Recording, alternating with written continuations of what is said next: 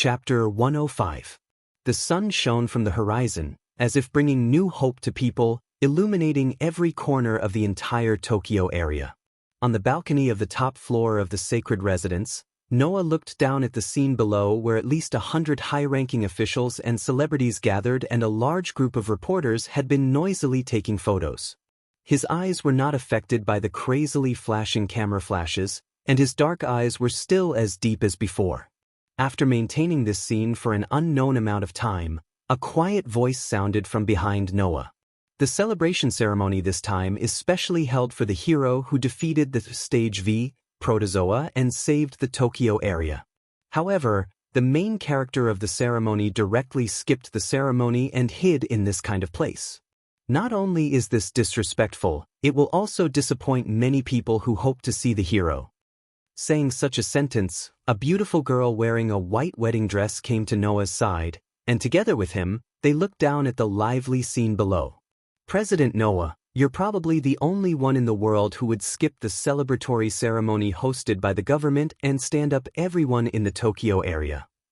Noah didn't turn his head, as if he had already guessed who came. His eyes were still looking at the lively scene below, and only after a while did he speak.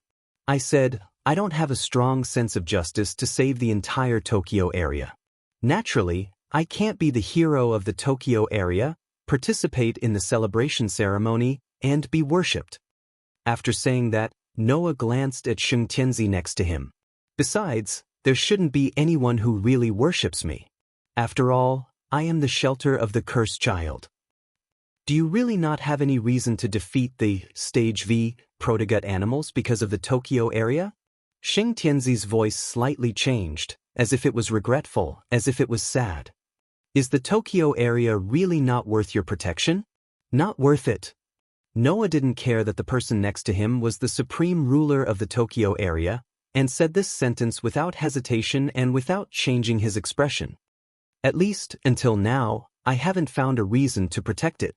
On the contrary, as Li Qingyin said, there are a lot of reasons to destroy it. But didn't you take the initiative to stand out when Stage V appeared? Sheng Tianzi turned around and finally cast his gaze on Noah.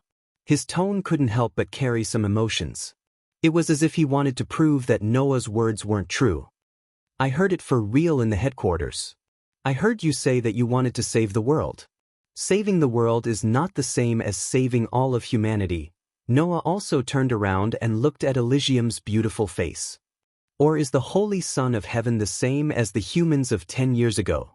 Does he think that humans are the overlords of the world? That humans are equal to this world, and that saving this world is equivalent to saving all of humanity? Sage Son of Heaven clenched his hands in front of his chest. He seemed to realize that he was a little agitated, so he forced himself to calm down and put on a serious expression. However, President Noah's power is something that no one knows about.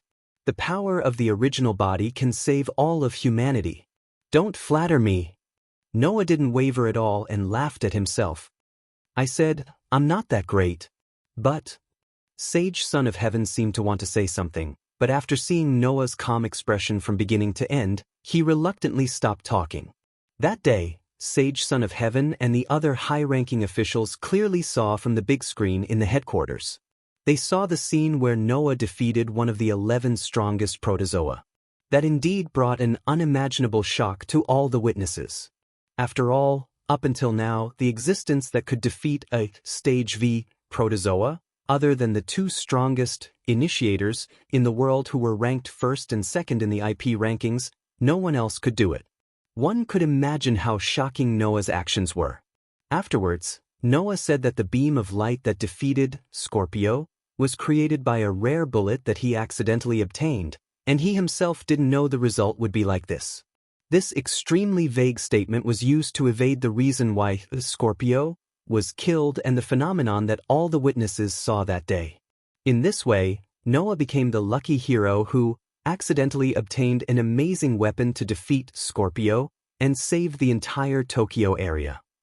As for what the bullet that could defeat Scorpio was, it became something that everyone wanted to know. Many people began to investigate this matter in an attempt to obtain some clues. Sage Son of Heaven was one of them. However, intuition told Sage Son of Heaven that this matter was definitely not as simple as Noah said. There must be some other inside story. Therefore, Sage Son of Heaven hoped to get some information from Noah. But seeing Noah's unmoved expression, Sage Son of Heaven knew. Noah was prepared to play dumb until the end. This made Sage Son of Heaven even more convinced that the bullet that could kill Scorpio and the person who controlled the bullet, Noah, must be hiding something. Just as Sage Son of Heaven was thinking about this, Noah, who was still looking at the lively scene below, suddenly opened his mouth. I heard that the people who signed the petition supporting Leech Ingyin to steal 7 Stars' inheritance were all arrested, right? Yes. Sage Son of Heaven didn't think that Noah would suddenly bring up this topic and slightly couldn't react in time. Everyone has been apprehended. Then, Noah looked at Sage Son of Heaven as if he could see through Sage Son of Heaven's thoughts.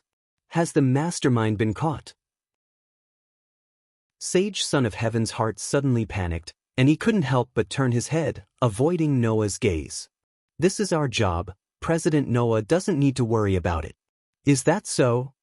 Noah looked straight at Sage Son of Heaven and smiled for no reason. Do you know? The people who signed the petition are either from a certain faction, or they used to belong to that faction. Sage Son of Heaven's face changed.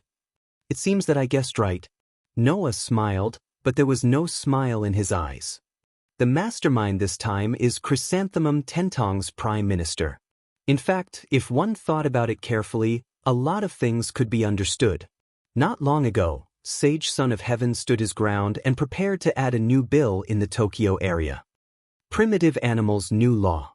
It was a bill that could give the most basic human rights to the cursed child. And this bill was something that Chrysanthemum Tentong's Prime Minister, who hated the cursed child, absolutely did not want to see. In order to make this bill invalid, Chrysanthemum Tentong's Prime Minister secretly entrusted Leech Ingyin, and let Leech Ingyin take away the legacy of the 7 stars and carry out the Stage V, primitive animal summoning. Noah said indifferently, because once the news that Leech Ingyin were one of the terrorists who tried to destroy the Tokyo area spread to the media, public opinion would no longer support them, and this bill would become invalid. Am I right? Sage Son of Heaven lowered his head, speechless. Why? Noah's tone was still calm, without any emotion. You also suspect that Chrysanthemum Tentong's Prime Minister is the mastermind, right? Why don't you arrest him and bring him to justice? Sage Son of Heaven was silent, until after a long time, he spat out words full of bitterness. Because, without him, I can't support the entire Tokyo area by myself. In one sentence, all the bitterness in Sage Son of Heaven's heart was expressed.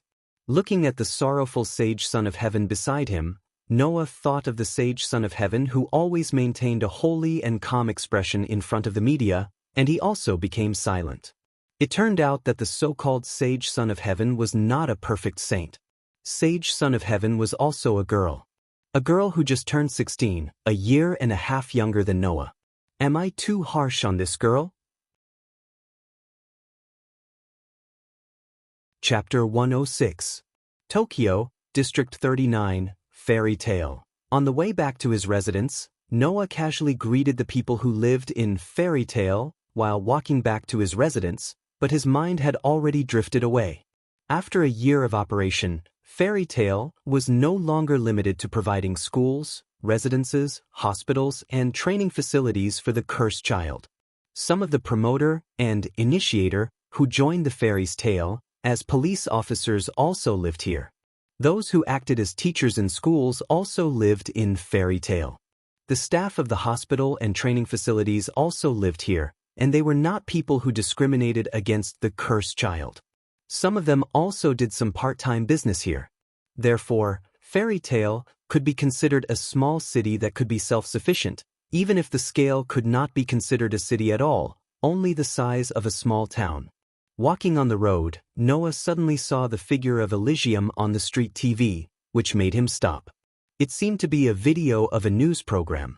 On the TV, Elysium's expression was very serious, and she firmly said that in respect of the basic human rights of the cursed child, she would propose a bill again. That was the new law on primitive animals, that was now a hot topic in the entire Tokyo area. It was also the root cause of Stage V of the zodiac. This time, Scorpio came to the Tokyo area. To be honest, Noah actually had a good impression of Elysium. Noah, who was very concerned about the cursed child, knew that in fact, the cursed child all over the world did not have a good life. Not to mention foreign countries, even the cursed child in the 5 regions of their own country was like a rat crossing the street, hated by everyone. Among the 5 regions, the cursed child in the Tokyo area had the best experience. This was because the Emperor of Tokyo was not a person who discriminated against the cursed children. He even proposed a basic bill of rights for the cursed children. Just like the rumors said, he was as kind as a symbol of peace. Therefore, the children in Tokyo were the ones who lived the best lives of the cursed children. But even so, the cursed child in Tokyo did not have a good life. Noah had heard that in the past, the cursed children would usually be secretly sent to the river as soon as they were born, and their mothers would throw them into the water to drown them before they could even open their eyes. It was just that cruel. Therefore, Noah sincerely hoped that the Holy Sun's new law on primitive animals would pass. But now, it seemed that it would not be easy to achieve. Of course, if the new law on primitive animals was not passed, the fairy's tale would always be the home of the cursed child. Therefore, to Noah, it would be best if the new law on primitive animals could be passed. If not, he would only feel that it was a pity and would not be affected. In the past, Noah thought so. Now, looking at the incomparably holy and serious Holy Sun on TV, who could respond to the media's sharp questions without changing her expression, Noah almost couldn't equate her with the Holy Sun who just showed a cowardly side in the holy house. It's not easy for her. After that, Noah slowly clenched his hand, and a cold light flashed in his eyes. Sure enough, if I don't defeat you, the children can't be happy. With that said, Noah's thoughts began to become active. While thinking about all kinds of things, he walked in the direction of his residence. Pushing the door open, Noah walked directly into his residence. People in this country seemed to have the habit of shouting, "I'm back," when they entered their own house. But Noah was not from this country, and he was not even from this world. Naturally, he did not have such a habit. Not to mention, Noah lived alone. Even if he had the same habit, he did not know who to tell. However, in the next moment, Noah heard a voice that surprised him. "Welcome back." Noah was stunned. He looked in front and then rolled his eyes. "Mugging, Rentaro, Yenju, why is it you guys again? You don't want to see me?" Yenju puffed up her cheeks and shouted loudly. "I came to see you right after school. Since you're so free, how about you go home and revise your homework when you're free?" Noah sighed. His eyes were half closed as he looked at Mugging and Rentaro. "What about you guys? Why you guys here?" "Well," Rentaro scratched his head. "We just came to find Yenju. When we saw Yenju come over, we followed her. It's not just us." Mugging smiled and pulled someone out from behind him. "When I was outside your house, I saw this child staring at the door, so I brought her in." Noah was stunned and surprised. Standing in front of Mugging and having his hand on her shoulder, as if he was introducing her, was a little girl who was emitting a cold aura. She did not have much expression on her face and appeared to be unusually calm. "You are?" Noah asked uncertainly when he found the other party's image in his memory. "You're the initiator, called Xiashi? My name is Jinsho Xiashi." The girl called Xiashi politely bowed to Noah. Her eyes and face were filled with a sense of intelligence that ordinary children would never have. "We've met once before in the Ministry of Defense." The little girl with inexplicable intellectual nature in front of him was the initiator, the partner of the local ruffian named Admiral who was previously taught a lesson by Noah in the Ministry of Defense.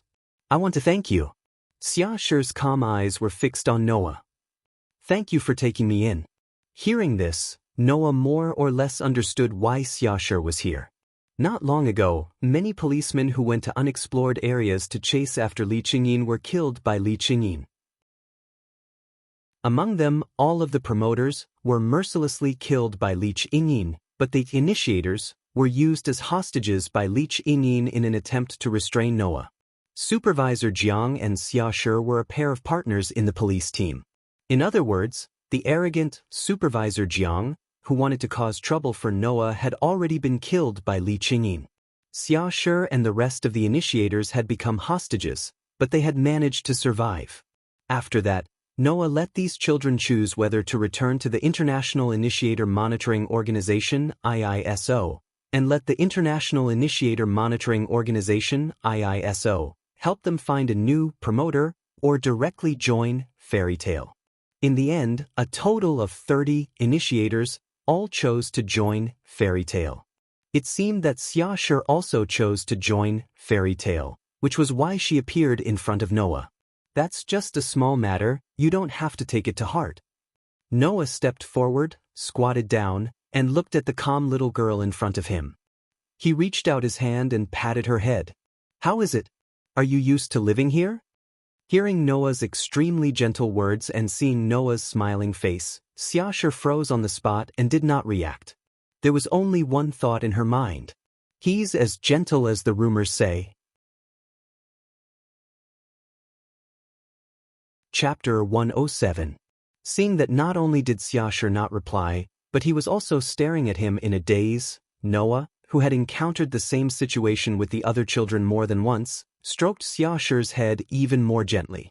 His expression also became gentler. "What's wrong?" "No, nothing." Xiaoshi finally reacted. She looked a little unnatural, but she didn't break free from Noah's hand. "It's just that I've never been treated like this before. Then you'll have to get used to it quickly." Noah gently hugged Xiaoshi's small body and whispered in her ear. "Because here, you'll be able to enjoy all the gentleness that you've lost before. You can't always be so surprised." Xiaoshi was slightly absent-minded. She felt the warmth of Noah's embrace, and she almost became sentimental. Thus, Xiaoshi began to murmur. "Then, this really is an incredible place." This time, there was finally some emotion in Xiaoshi's tone, causing Mugging, Rentaro, and Yanzhu to heave a sigh of relief to varying degrees. Previously, Xiaoshi's tone had always been calm, as if she had abandoned all her emotions. Or rather, it could be said that she was emotionless. This kind of calmness that didn't match Xiaoshi's age made it difficult for the others to deal with. As if she could see the relief in Mugging, Ryutaru, and Yanzhu's hearts, Xiaoshi once again returned to her initial calmness. "I'm a dolphin-type initiator. My intelligence and memory are both higher than the average promoter and initiator. If I remember correctly, the last time I tested my IQ, it should be 210. 210? Mugging and Yanzhu both widened their eyes. Ryutaru was even more shocked. Then he spoke with a face full of disappointment. "Then isn't that more than twice my IQ? Children's IQ tests are usually more relaxed." Xiaoshi lightly shook her head. "As long as you show a certain level of intelligence, the test results will improve quite a bit. It's a bit different from the standards of adults. But that's still very powerful." Noah let go of Xiaoshi and gently pushed her in front of him, sizing her up. "So, are you the initiator of the brain faction? The dolphin genes in my body have indeed given me quite a bit of intelligence, and my combat ability is at most at the level of an initiator." Xiaoshi lowered his eyes. "It was also because of this that when I fought against Li Qingyin, Mr. Jiang was directly killed. I didn't even last 10 moves before I was captured alive. Losing to a promoter was really embarrassing. There's nothing to be ashamed of. Li Qingyin wasn't a normal promoter to begin with. As a robot soldier created under the new human creation plan, his combat ability is definitely comparable to an excellent initiator. You don't have to worry about this." Noah slowly rubbed Xiaoshi's head. "Besides, being a brain faction also has its benefits. There aren't many brain faction members in Fairy Tail. If Xiaoshi can stay, she'll definitely be of great help. I won't leave." When she said this, Xiaoshi's voice showed a hint of emotion for the second time, a hint of anxiousness. "I want to stay here." "Then stay here." Noah said this without hesitation. Coupled with the warmth of the large hand on her head, Xiaoshi's heart was calm. Then thou is this concubine's junior. Yen Zhu patted Xia Shi's back as if she was familiar with him and giggled. Don't worry, I'll take care of thee. Xia Shi suddenly looked at Yen Zhu in disbelief. As far as I know, Miss Yen Zhu is Raintaro-san's partner, and Raintaro-san doesn't seem to have joined Fairy's Tale. Miss Yen Zhu shouldn't be a member of Fairy's Tale, right? This has nothing to do with Mr. Rintaro. Yen Zhu didn't hesitate to say these words, which struck Ryutaru's heart repeatedly and dealt him a heavy blow. Although this concubine is Rintaro's partner, this concubine is still a member of Fairy Tale. This concubine also studied in Fairy Tale, and I have my own home. Oh, by the way, why don't I bring you to this concubine's home to take a look? I have no objections. While Yen Zhu and Xia Shi were in a heated discussion, Mugging and Rintaro quietly pulled Noah to the side. What's wrong? Noah crossed his arms and looked at the two people standing in front of him. It seems like you have something you want to talk to me about. Don't tell me you want me to transfer some work to you? We don't need it now, and maybe we won't need it in the future. Mugging's eyes began to shine with expectation. Although you weren't of much use when Li Ching-in was causing trouble, Riki-kun sent you to Scorpio with a helicopter. Assisting you in defeating Scorpio is considered a contribution, and Riki-kun's IP ranking has risen to 9,900. Soon you'll have work to do. Hearing this, Noah and Rintaro's mouth twitched. It's not easy for a company with only one IP ranking 9,900 to become famous, right? Can they really get a job like this? Looking at Mugging's excited and expectant face, Noah didn't want to interrupt her delusions. He could only look at Rintaro. Tell me, why are you looking for me? Actually, Rintaro stole a glance at Mugging. It's not us looking for you. It's Muri who wants to meet you. Hearing this name, the excitement and expectation in Mugging's eyes disappeared and was replaced with disdain and gloominess. Sima Muri? Noah asked doubtfully. Why is she looking for me? I don't know. Rintaro hesitated for a moment and said, but if I didn't guess wrong, Muri, or Sima Heavy Industries, is interested in the bullet you used to kill Scorpio? Noah was relieved. In other words, Sima Muri wants to get information about the bullet from me? It's not just information, right? Mugging showed a rare look of mockery. With that snake woman's personality, she should want to get the origin of the bullet, the manufacturing method, the manufacturing materials, and even the way to get it from you. If we can mass-produce the bullet that can kill Stage V of the Zodiac, then Sima Heavy Industries will become the world's #1 weapons company. Noah wasn't surprised at all. Noah had long known that once he disguised his crush as the so-called bullet in order to conceal the existence of magic, this kind of after effect would only happen sooner or later. Not to mention Sima Heavy Industries, once the news of Noah possessing a bullet that could kill a Stage V protozoan spread out, then in every corner of the world, those extremely ambitious people would definitely flock to Noah one after another to find him. Noah was already mentally prepared for this. After all, Noah wasn't afraid of being targeted. The reason why he decorated his crush as the bullet was because he didn't want to bring any negative influence to this world without the existence of magic. Noah. At this time, Mugging put his face in front of Noah. While constantly approaching Noah, he shouted with a face full of excitement. Don't be fooled by that snake woman. Don't let her take away your bullets either. Otherwise, she'll definitely squeeze every last bit of value out of you before kicking you away. Facing such an excited Mugging, Noah could only stiffly retreat. In his heart, he didn't know whether to laugh or cry. What the hell is going on? Chapter 108.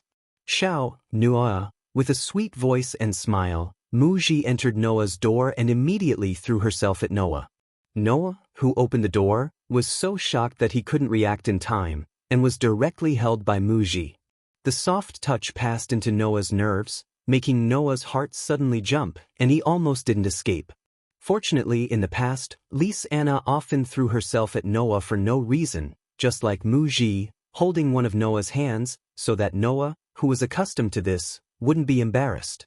Suppressing his heart's wavering, he awkwardly struggled to free his arm. Miss Sima, What are you doing? Just call me Muji. Muji's smile was still sweet, tightly holding Noah's arm, not letting him break free. Although I already knew that little Noah is not an ordinary person, but I didn't expect that he could easily defeat the Zodiac Stage V, really worthy of being the man I fancied. The man you fancied? Noah, who was still trying to break free from Muji, said in a daze. Isn't the man you fancied Rintaro? Well, when I first saw little Noah, I also felt that he would become a big shot, but I also felt this feeling from little Noah, and it's very strong. Muji's eyes shined. So, little Noah, do you want to come to my side? You can name any conditions you want. What do you mean by go to your side? Undoubtedly, his physical ability was above Muji's, but Noah was worried that he would touch something he shouldn't touch, so he didn't use too much strength. As a result, there was no way to break free, and he could only stiffen his body and keep a straight face. If you want to win me over, please use a better way, okay? You should give up, Noah. Mugging, who had been watching from the side, couldn't help but sneer. Being shameless is this snake woman's special skill, and flirting is her proudest skill. Without these, she wouldn't dare to come see you. These words caused Rintaro, Yanzhu, and Xiaoshi's jaws to drop slightly. But Muji, who was still clinging onto Noah's arm, seemed to have just noticed Mugging, and said in surprise. What? So you, the down-and-out young miss who only has the female parts that are particularly prominent, is also here? This time, even Noah was stunned. How, aren't these two people a little too vicious? It seems. Xiaoshi looked at Mugging and Muji and said expressionlessly, these two don't seem to have a good relationship. Hey, Rintaro. Yanzhu also lowered her voice and asked, what's the matter with these two? How should I put it? Rintaro clutched his head as if he had a headache. The Sima family and the Tendo family have a lot of karma, so Miss Mugging and Muji have known each other for a long time. But whether it's because of the grudges between the two families or because of the ill-fated relationship, these two are true enemies. Once they meet, it will definitely lead to the most terrible outcome. Noah, who heard Rintaro's words clearly, couldn't help but have a headache. He quickly said, anyway, don't stand here, go in and sit. Who knew, Muji actually made a fuss about nothing, and then looked in Mugging's direction with a smile. Did you hear that, Mugging? Little Noah personally invited me in. Unlike those truly shameless women, you must have come uninvited and barged into little Noah's house without permission, right? As soon as this sentence was said, everyone present heard a snap sound coming from Mugging's body, as if something had broken. Mugging's smile had become a bit forced. With my relationship with Noah, this is just a sign of a good relationship. I don't know where this snake woman came from, but what does she know? Good relationship? When can my relationship with you be called good? When Noah's face was blank, Muji smiled calmly. I say, Mugging, it's not the first day I know you. Don't tell me I don't understand that you've always treated little Noah as a free meal ticket and wallet? Who? Who said that? Mugging's face flushed red. Rather than saying that she was angry, it was better to say that her thoughts were poked. Even her voice had completely changed. My relationship with Noah is the best in the world. Mugging's words made Noah's eyes widen. To be honest, Noah's relationship with Mugging was really not good. At most, they stayed at the level of friends. When Mugging was in financial difficulties, he would give her a little help.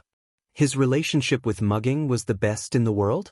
This sentence, not to mention Noah and Muji, even Mugging herself might not believe it. Therefore, Mugging's face turned even redder when he heard this. Of course, it wasn't that everyone didn't believe it. Miss Mugging. Rintaro, who grew up with Mugging, looked like he had suffered a big blow and almost burned to ashes. President. Yanzhu stomped her feet. Could it be that President was also deceived by Mugging's big breasts like Rintaro? Breasts. Mugging couldn't help but raise her hands to protect her breasts, shouting with a red face. This has nothing to do with breasts at all. Noah and Xiaoshi, on the other hand, reflexively shot their gazes to the chest that was protected by Mugging's arm. Then, they saw that not only was Mugging's pair not covered up, but they were even more exposed, wrapped in a black sailor suit. They are indeed very big. Xia Shi said this with an extremely objective attitude. From a man's point of view, they are indeed very attractive.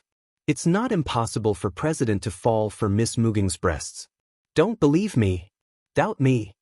Noah realized that if he didn't say anything, he might really be unable to escape the suspicion of falling for Muging's breasts for the rest of his life. Muging and I are just friends, don't make trouble, okay? Oh. Muji exclaimed again and again, raising her eyebrows at Muging with a victorious expression. Just friends, the Muging who has the best relationship with little Noah in the world. Muging's whole body trembled, her tightly clenched fists were already making creaking sounds.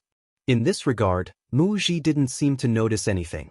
She snuggled up to Noah like a little bird and said coquettishly, Sa, little Noah, let's not care about mugging, let's go improve our relationship together. After that, Muji pulled Noah, not knowing if it was intentional or not, towards the direction of Noah's room. Hey! Noah's brain really couldn't keep up, and he hurriedly called out, Wait for me, wait for me. Unfortunately, before Noah could stop Muji, Mugging finally couldn't bear it anymore and pounced forward. She directly hugged Noah's other arm, sticking a pair of huge breasts on Noah's hand, and angrily glared at Muji. You snake woman, don't even think about deceiving Noah. Even if you want to improve your relationship, you should improve it with me. You are just a friend. Muji forcefully pulled Noah's hand while constantly emphasizing. You friend, hurry up and let go of me. If I'm a friend, then you are a stranger who I've only met twice. Mugging didn't back down and pulled Noah's other hand, playing tug-of-war with Muji. A stranger who only met twice and sticks to me, you should let go of me. You let go of me. You let go of me. You let go of me. You let go of me. Feeling all kinds of soft touches and fragrances coming from both sides of his body, Noah, whose hands were being pulled so hard that it hurt a little, wanted to cry but had no tears. He finally cried out for help. Rintaro, they are your childhood sweethearts and schoolmates, right? Hurry up and think of a way for me. Noah, who was shouting, didn't notice that Rintaro had already knelt on the ground in a daze, and the background was dim. Best relationship, best relationship, best relationship, best relationship.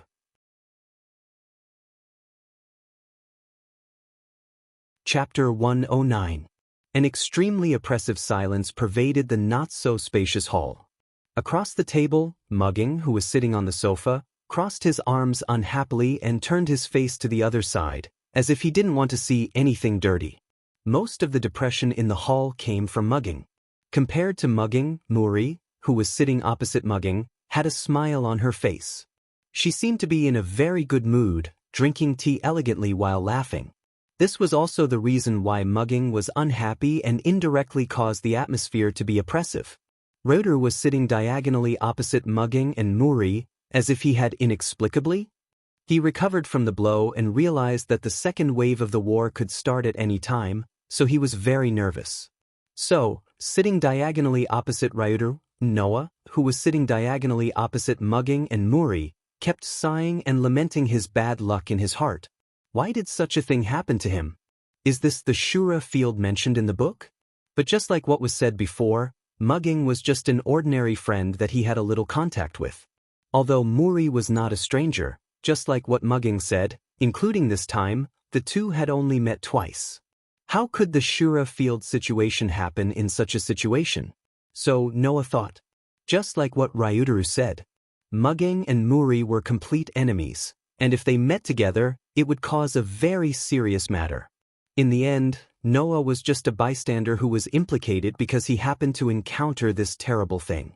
Regarding this point, Xia Shi, who had an IQ of more than 210, seemed to have guessed it, so he didn't continue to stay and watch the show, and ran away with Yanzhu. If possible, Noah also wanted to learn from Xia Shi and Yanzhu, and directly run away without a trace. But before that, the things that should be said still need to be said clearly. Muri-san. At that moment, Noah turned his head and looked at Muri, taking the lead to break the silence. Although I can roughly guess the reason why you're here, I still want to hear what you're here for. When it came to the main topic, both Mugging and Rintaro straightened their backs and stopped bickering. Only Emoji still maintained that smiling posture. She held a fan that seemed to be made of iron and tapped it on her cheek. "Ma, little Noah, don't be so serious. I didn't come here to talk about such a serious topic." "Do you want to talk about something serious?" Noah frowned slightly. "Then what do you want to talk about?" "Little Noah, you are a smart person. Don't you know that besides business, the topic of discussion in SEMA heavy industries can't be anything else?" Emoji said calmly. "Fairy tale is not only a shelter for the cursed child, but it is also a place to train the initiator and part-time police. Both the initiator and the promoter need weapons, right? Then you guessed wrong." Noah's furrowed brows relaxed and he shrugged his shoulders. Although Fairy Tale does have an organization to train initiators, if it's just training, there's no need to use specially made weapons. Normal practice weapons are enough. As for the police in Fairy Tale, they all have their own weapons because, strictly speaking, we're not a police company.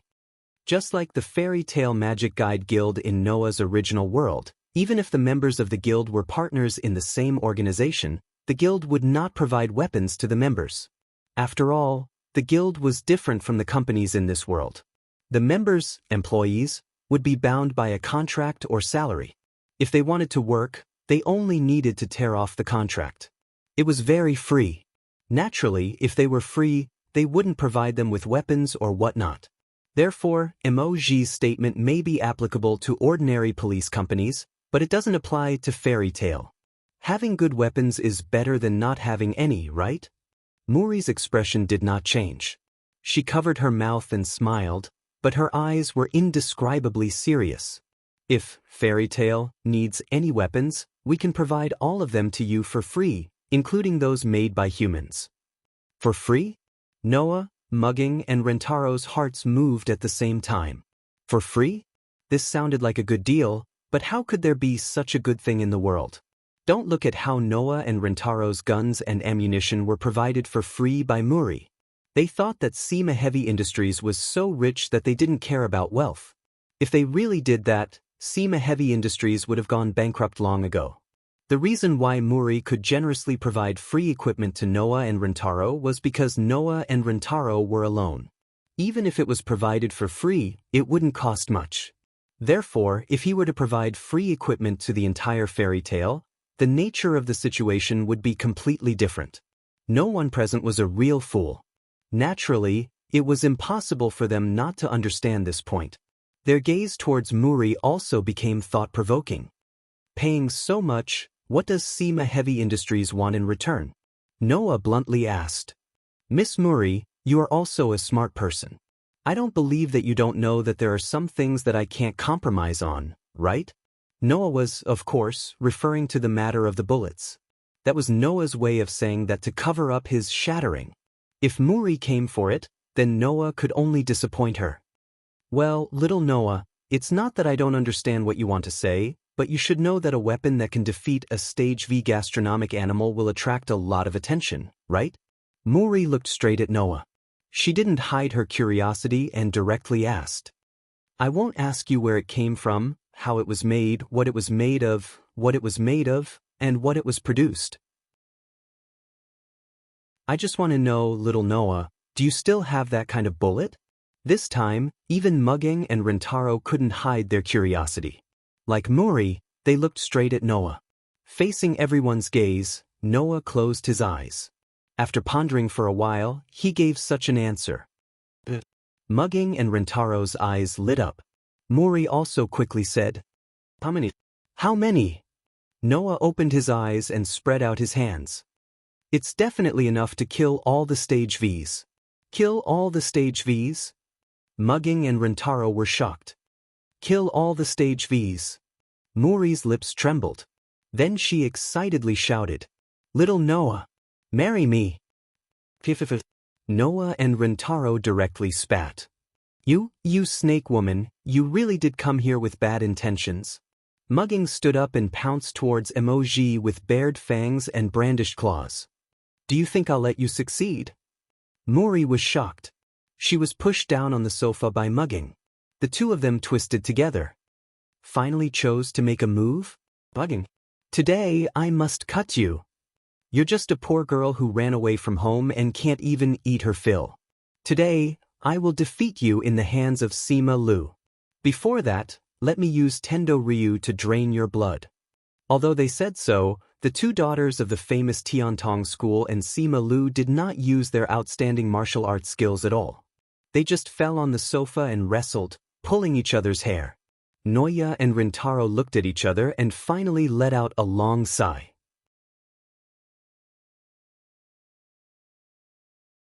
Chapter 110. The slightly cold air filled the fairy's tale. In the vast training ground, Noah stood in the center with his eyes closed, holding the sheathed knight sword in his hand, quietly waiting in place. Whoo! A cold wind that made one's skin prickle blue from the surroundings. It swept across Noah's body and caused the hem of his coat to flutter in the wind.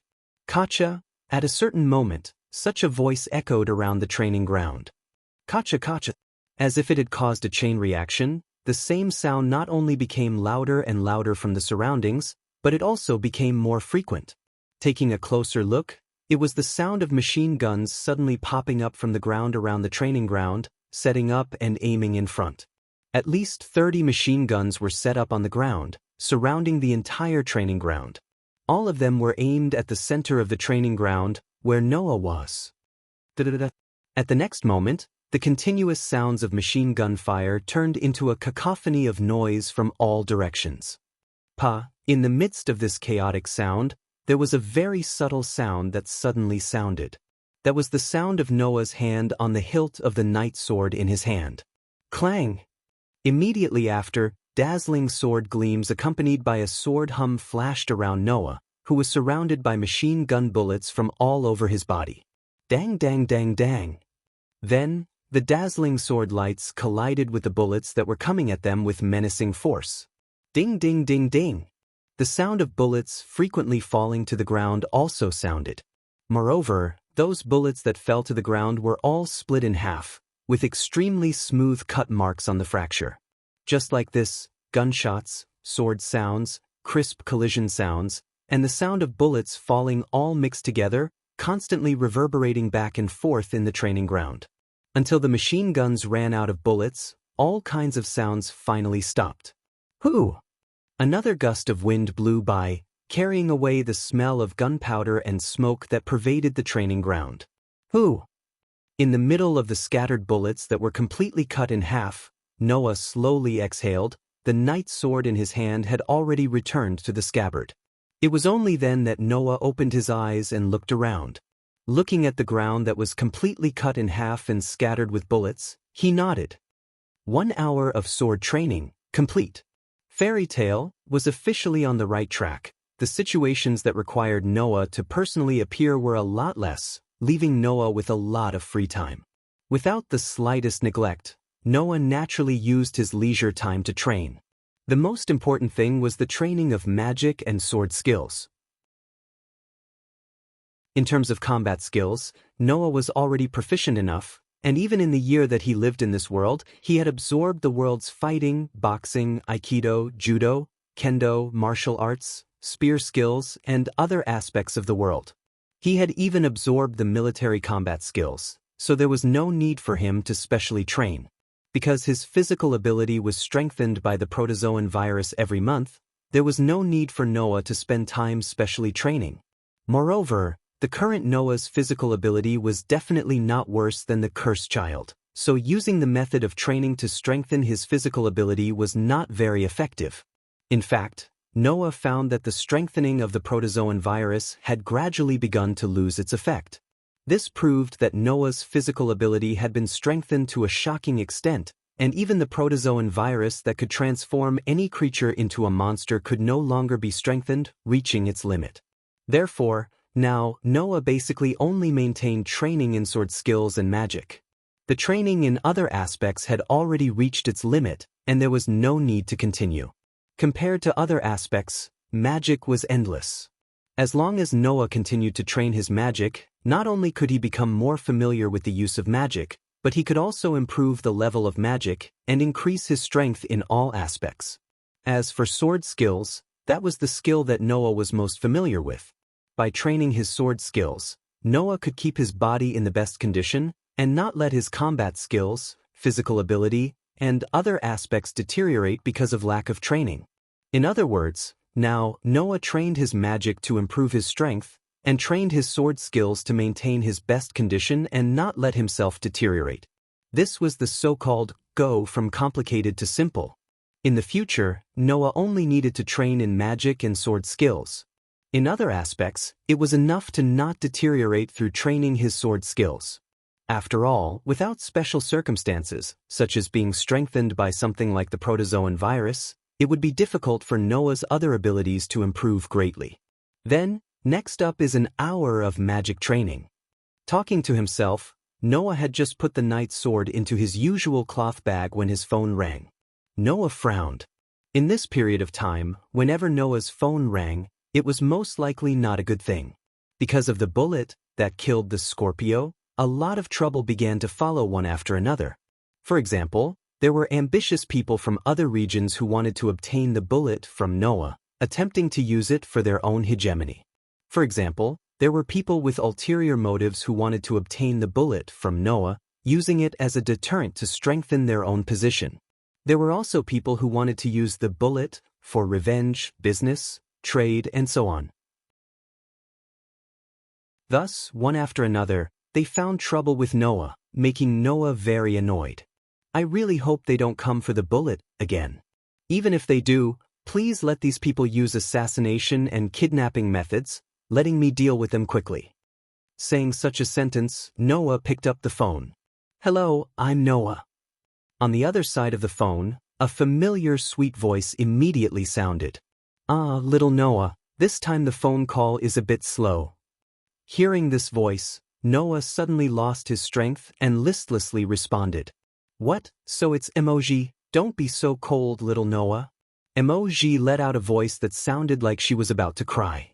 Do you hate me that much? I don't hate you, but I definitely don't welcome you. Noah rolled his eyes. Say it, what do you want from me? Little Noah, you're really boring. Emoji's voice once again returned to its sweet state. Obviously, it was just an act. The thing you asked me to do last time, I've already done it. Noah's spirit was shaken, and his eyes glowed with vigor. Last time, in order to obtain some information about the bullet, Emoji took the initiative to come to him. As a result, it turned into a big fight with Mugung, and it ended in a farce. However, afterwards, Noah asked Emoji to help him do something. So, Noah's mouth slightly hooked up. You've collected it all? Only a part. Emoji chuckled. But it should be enough to make little Noah satisfied. Good. Noah nodded heavily. I owe you a favor. I don't want little Noah to be so clear with me. Emoji laughed with deep meaning. Of course, if little Noah wants to return the favor, then take little Noah's own secret in exchange. Let's talk about it later. Noah perfunctorily replied such a sentence. Then where is it? I gave it to Kanori at school. Emoji's voice became sly. So, little Noah, you go and see Kanori. After that, Emoji left a series of laughter and hung up the phone. Rintaro? That thing is not suitable for him to know, right? Noah had a headache. This emoji is definitely intentional.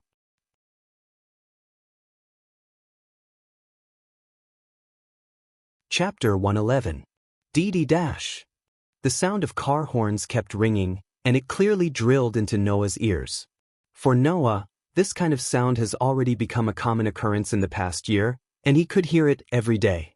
However, even so, Noah still felt uncomfortable with this kind of noise in this world. Compared to these sharp noises, the noisy sounds in the past fairy tale were like the sounds of nature. At least it was so for Noah. While his mind was thinking about this, Noah raised his head, looked up, and looked at the building in front of him. It was a building called Happy Building. The signs hanging outside the building starting from the first floor were Sperjbiet, Matchery, Tiantong Civilian Police Company, and Light Wind Financial. In this year, Noah has already learned from a lot of books. With his extraordinary understanding and memory, he successfully mastered almost all the languages in this world. Therefore, Noah could easily distinguish that Sperrgebiet was German, meaning forbidden area, and Matri was French, meaning my lover. Tiantong Civilian Police Company was completely Chinese, and he believed that anyone could know what this place was from the sign. As for Lightwind Financial, at first glance, it seemed to be a financial company, but Noah, who was not unfamiliar with Mugino and Rintaro, knew that this was just a place for loan sharks. The first and second floors, if Noah remembered correctly, seemed to be a gay bar and a nightclub. It's really a place that makes people speechless. Leaving this sentence, Noah didn't know whether it was a comment or a complaint, and walked into the building. It was early in the morning and it was only about 2 hours before dawn. The Sperrgebiet on the first floor was a bar across the street. It seemed that it was not open yet, so the lights were not turned on, and there was no smell of people. The Imachery on the second floor was a type of shop, and it was much more obvious than the bar on the first floor. The shop was filled with pink wallpaper and glass balls that even romantic people would feel nauseous. It was also not open yet, so there was no smell of people. Therefore, Noah deliberately lowered his footsteps, walked up to the third floor, and gently pushed open the simple door with the sign, Tiantong Civilian Police Company. Entering someone's territory without knocking was undoubtedly a very rude thing to do. This kind of common sense in Noah's original world was something that everyone knew. Noah was not as careless as Naz and Gray. When entering someone's house, he would definitely knock first. However, perhaps it was because Noah wanted to take revenge on Mugging and Rintaro for coming uninvited in the past, but this time, he did not knock on the door. He directly pushed the door open and entered. Therefore, what happened next was a rare experience in Noah's legendary life where he regretted his actions. The moment Noah opened the door, inside, a voice full of doubt and confusion let out a bewildered sound, and turned around to meet Noah's eyes. Then, the owner of the voice, whether it was his expression or his body, was completely frozen. At this time, Noah already suspected that what he saw was not real. He rubbed his eyes, and when he confirmed that everything in front of him was real, his expression gradually froze. What appeared in front of Noah was an ordinary yet extraordinary scene. Ordinary referred to the layout of the door. A few cheap desks and chairs, surrounded by a few bookshelves and screens, made up the small office in front of him. What was extraordinary was not the scene in the office, but the scene where the owner of the office was currently working. Even standing in Noah's position, he could clearly see it. The owner of the office in front of him was standing in front of a desk in the innermost part of the office. A black sailor suit was casually thrown on the desk. That was the clothes that the owner of the office usually wore. The owner of the office who threw the clothes on the desk stood there stiffly. The expression on his face was the kind of shock and disbelief that had happened because of something unexpected. Because of this, the owner of the office did not react for a while. Facing Noah's body, it was the kind of white that made people squint their eyes involuntarily. To put it simply, that body was completely naked. Therefore, Noah completely saw the delicate body that was sexy, full, white, charming, and infinitely tempting. His gaze also looked at the other party's curvaceous body. An indescribable silence fell in this small office. Noah and Mugging looked at each other from a distance. Their expressions were also stiff, and their eyes were also full of disbelief. This lasted for nearly a minute, and no one reacted from this state. It was not until a minute later that Mugging maintained the state of facing Noah.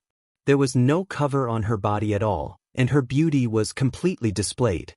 Her face quickly turned red at a speed visible to the naked eye, and it was the kind of extreme red, and her mouth slowly opened.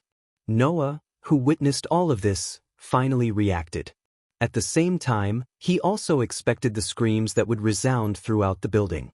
With the grief and indignation of being surrounded at any time and being accused of a crime that would be difficult to wash away for the rest of his life, he stepped back step by step. Just when Mugging was about to scream and Noah was about to close the door to block this beautiful scene in front of him, such a voice came from the stairs next to him. Seriously, that Yenju is clearly my partner, but she stays in fairy tale all day. She's not willing to come out even when I call her. She said something about waiting until she has a job. Can't she come here for a while if she doesn't have a job? The familiar voice caused Noah, who was retreating, to stumble and almost fall. Muging's face was flushed red, and the scream that was about to ring out was stopped in its tracks. If Rintaro saw this scene, not to mention what kind of misunderstanding it would cause, Muging's seductive mature body would welcome the appreciation of the second man in her life. Under such circumstances, even Noah, who usually had the best control of his emotions, couldn't help but subconsciously began to look for an escape route. On the contrary, Muging rushed in front of Noah. When Noah's eyes widened because of the beautiful body that was constantly enlarging in front of his eyes, she grabbed Noah's hand, dragged him into the office, and slammed the door. "I'm back." With this voice, Rintaro lazily pushed open the door of the Tentong Civil Guard Company office and walked in. "Muging-san." Rintaro glanced around and didn't find anyone, so he couldn't help but scratch his hair. "Not here? It's strange that you're not in the office at this time." After saying that, Rintaro complained as he walked towards the water dispenser. "Yenju, who can't stay idle, isn't here. Muging-san, who needs to work the most, isn't here, but I, who is usually the laziest guy, came to the office. What kind of strange day is today?" Rintaro said this sentence, filled his cup with water, took a sip, and sighed. "Should I suggest Muging-san to prepare tea? After all, this is a company, right? They have to entertain guests, right?" Rintaro muttered to himself and walked in the direction of the water dispenser. Rintaro didn't notice at all. Outside the door, there were two extremely weak breathing.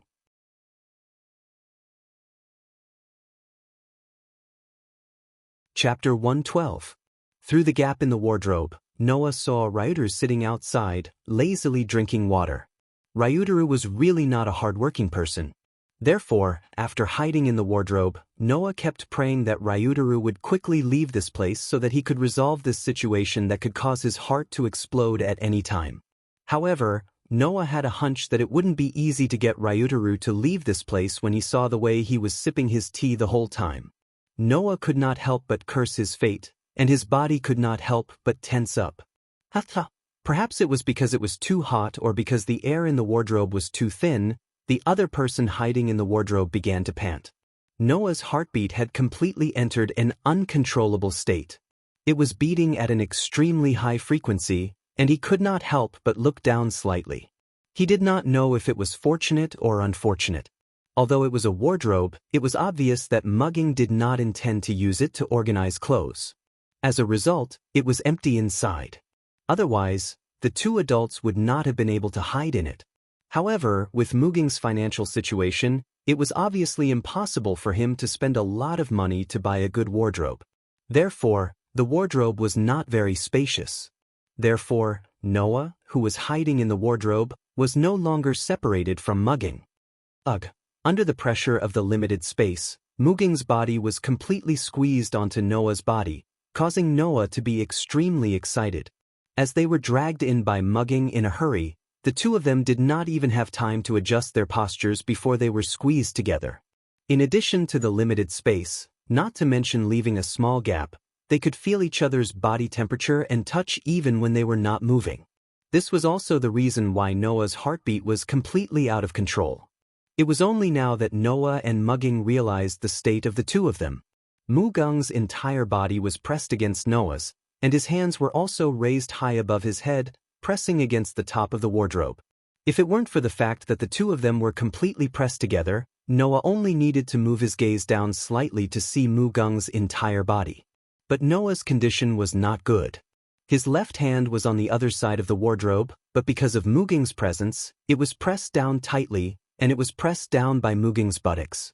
His right hand was originally blocking in front of him, but because of Muging's pressure, it had now sunk into an indescribable softness. If he wasn't mistaken, it should be the feeling of Muging's full breasts. In other words, not only was Muging's entire body squeezed into Noah's arms, but Noah's hand was still holding on to Muging's softness, and his other hand was pressed down by Muging's buttocks. If the wardrobe was removed, it would look like Noah was touching Muging all over. Realizing this, Noah not only tightened his body, but his mind was also in a mess. With a swoosh, sweat flowed down his face. Muging's pretty face was flushed red. Compared to Noah, who was sweating, almost every inch of Muging's delicate body was sweating. Realizing that she was being touched by Noah, her skin became a little red, and she spoke in a shy and angry voice. Hand. Reminded by Mugging, Noah also quivered and hurriedly tried to pull his hand away. As a result, in such a limited space, not only was Noah's hand unable to pull out smoothly, but it was also very obvious that he was sinking deeper into the softness. Ugh. At the same time that unforgettable softness came from his hands, Muging's soft moans also entered Noah's ears. Don't move. Without even a second of pause, Noah instantly stopped his twitching hand, and more sweat flowed down his forehead. Muging's voice was completely like crying. Your hand. Noah wanted to cry but had no tears. But not only would he not be able to pull out his hand, he would also take the opportunity to rub Muging's full breasts and buttocks. Not moving? Then he had to keep it like this, holding Muging's two extremely soft and full parts. This was not the right thing to do, but it was also not the right thing to do. No matter what, it was not a good situation. What should he do? At that moment, Noah could only speak in a hoarse voice, as if he was angry out of humiliation. Why did you pull me in? That's because my body suddenly moved on its own. I don't want to do this. Mugging twisted her body slightly as if in discomfort, so embarrassed that she was about to faint. In short, you have to think of a way to get your hand. Mugging did not understand at all. Her subconscious twisting of her body not only did not make the situation better, but also brought more stimulation to Noah. Noah could only raise his head, trying his best not to notice the soft touch from Muging's chest and hands when she was twisting her body, and tried to use words to divert his attention. Can you please stop moving around? What can I do if I don't move? Am I supposed to let you take advantage of me? Aren't you also letting me take advantage of you by moving around like this? Then hurry up and think of a way. Aren't you a man? At this time, I'd rather not be a man. That way, I wouldn't be as miserable as I am now. Miserable? You said miserable? You actually said miserable? Is there something wrong? I should be the miserable one. Undoubtedly, you're enjoying it. Who wants to enjoy it so much? What do you mean by that? Undoubtedly, you're touching my body and you're saying something like that. I've really misjudged you. As Noah and Muging's emotions became more and more agitated, their voices became louder and louder, inevitably causing some noises to come out of the closet. Rentaro, who was fiddling with his laptop in boredom, seemed to have noticed something and raised his puzzled face. What's that sound? Inside the closet, Noah and Muging's hearts skipped a beat at the same time and they shut their mouths tightly. However, no matter what, Rentaro was still a police officer. There was no way he would think that he was hallucinating. Therefore, Rentaro stood up with a puzzled look on his face and looked around the room. Then, he frowned and looked in the direction of the closet. Noah and Muging's heartbeats were so fast because they were so close to each other that they could feel it. In their hearts, they were desperately praying that they would not be discovered.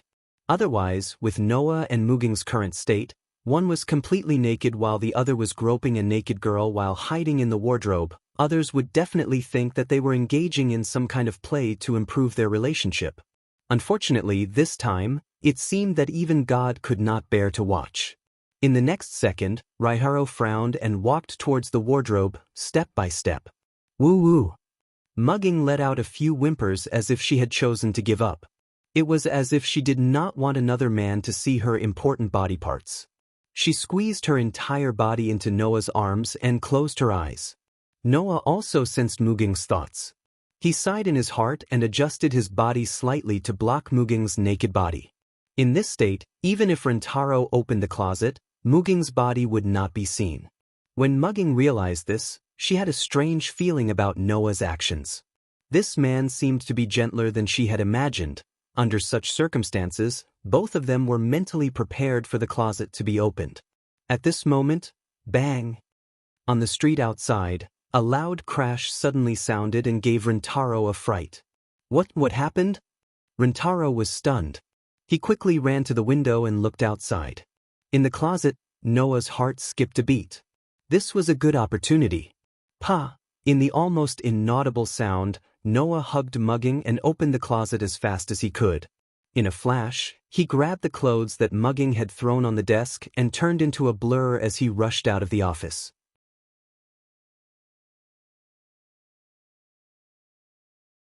Chapter 113. Kachilu, who was looking out the window, heard the door open. He turned around and looked at the door. Mugging, who was dressed in a black sailor suit, walked in, causing Ryutaru to feel somewhat puzzled. Ryutaru wasn't sure if it was just his imagination. He felt that not only was Mugging's face a little red, but her breathing was also a little rapid. Her breasts under the black sailor suit were unnaturally bouncing up and down. Mugen-san? Ryutaru asked in confusion. What's wrong with you? What do you mean what's wrong? Mugging put on a fake smile and looked away guiltily. What are you doing, Rikio-kun? Me.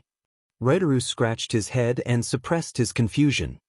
Mugen-san, didn't you hear a loud noise? It sounded like a car accident down there, didn't it? After saying that, a look of doubt appeared on Ryutaru's face again. Mugen-san, didn't you just arrive? Didn't you notice? This. Mugging stuttered, making Ryutaru even more suspicious. An unpleasant feeling rose in his heart. He had a feeling that Mugen-san was hiding something from him today. At this time, a slightly helpless voice came from behind Mugging. I said, if you want to talk, let's talk inside. Don't block the door, okay?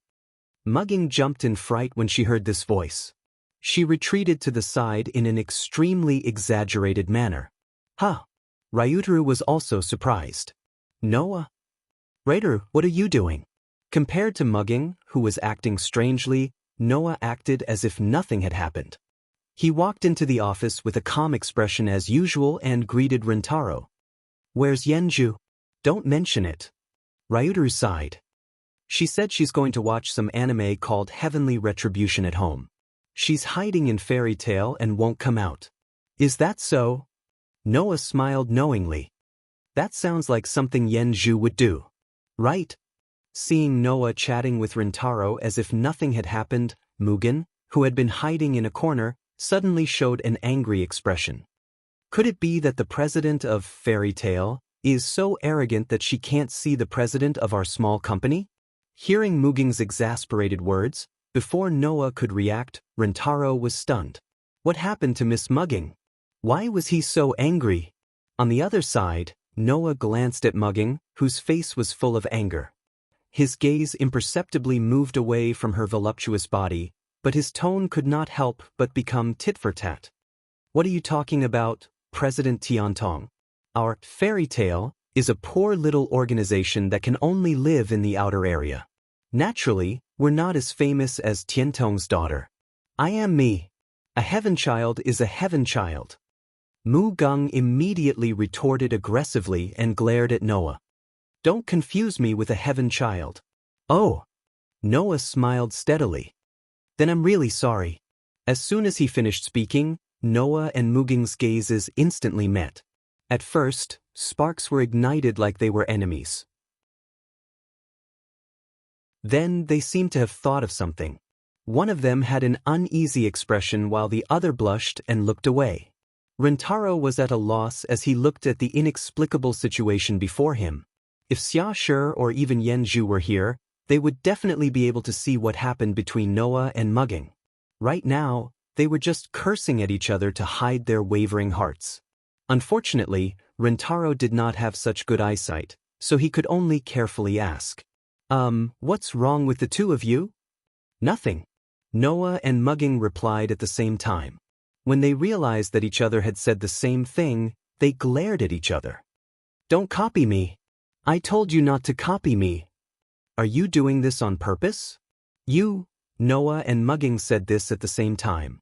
Therefore, after a while, the two of them stopped at the same time and looked at each other without saying a word, causing the atmosphere to become a little strange. Although Rintaro did not know what was going on, His intuition told him that it was best not to ask too much. Ryuter quickly changed the topic and said to Noah, Noah, why are you here? When Rintaro asked this question, Mugging suddenly remembered this question. Noah also remembered the matter at hand. He adjusted his attitude and looked at Rintaro seriously. I heard from Muri that she gave you some things that were supposed to be given to me, right? Rintaro's expression changed, and it was very obvious. He looked at Noah with a serious gaze. Mugging frowned when he noticed the change in the atmosphere and looked at Rintaro. Rikam-kun, what's wrong? Rintaro did not reply. Instead, after a moment of silence, he took out a stack of documents from the inside pocket of his uniform. Seeing that, Noah also walked forward and extended his hand, wanting to take the document from Ryuter's hand. However, Ryuter dodged his hand. Why do you want this? Rintaro stared at Noah and raised his hand that was holding the documents. I apologize first. I've already read the contents inside, so I hope you can answer me directly. Noah did not answer immediately. Instead, he secretly sighed in his heart. Did it really become like this? Rikam-kun. Mugging seemed to have realized that the documents in Rintaro's hand were not ordinary. She did not care about what had just happened with Noah and approached. What is that? Mugging-san. For a moment, there was a hint of struggle in Rintaro's eyes. However, he gave up in the end and responded word by word. Here are all the evidence of those in the Celestial Child clan who have positions in the officialdom and committed crimes such as embezzlement and corruption. Tento. Mugging's pupils slowly shrank to the limit and then began to dilate again. Her hands trembled as she slowly reached for the documents in Rintaro's hand. Rintaro seemed to have expected this from Mugging. Just as he was about to withdraw his hand was empty. All the documents were taken by Noah. Give it to me. Before Rintaro could say anything, Mugging excitedly said to Noah and pounced on him. Give it to me. Noah took a step back and avoided Mugging's pouncing figure. He looked at Mugging, his eyes filled with confusion at Mugging's overreaction. What do you want this for? What about you? Mugging also noticed that her behavior was a little overboard. She adjusted her breathing and asked in a low voice. What do you want this for? Originally, Noah expected to be asked this question when he knew that these documents were handed over to Rintaro by Mog. However, he did not intend to answer. However, seeing Mugging's current state, Noah pondered for a moment before speaking. If I say that when necessary, I will use these as the last force to topple the Tentong clan, what will you do? Suddenly, there was a dead silence. The Tentong clan? Rintaro murmured. As expected, the Tentong clan? Mugging also murmured in a low voice. A look of hesitation flashed across her eyes, but it quickly turned into determination. Rather than determination, it was more like a sinister darkness. I can do it too. Mugging took a step forward and stared at Noah. Her voice was so low that it seemed to come from the abyss. I can also be a force for you to topple the Tentong clan. As soon as this sentence came out, Rintaro's expression froze and he did not react. Noah furrowed his brows tightly. He looked at Mugging, who was completely different from usual. It was as if even his aura had turned dark. He was at a loss for words. After a while, Noah took a deep look at Mugging, turned around, and walked out of the door, leaving only this sentence. Rintaro hesitated for a moment before chasing after him. Mugging remained in the office, looking at the door in silence.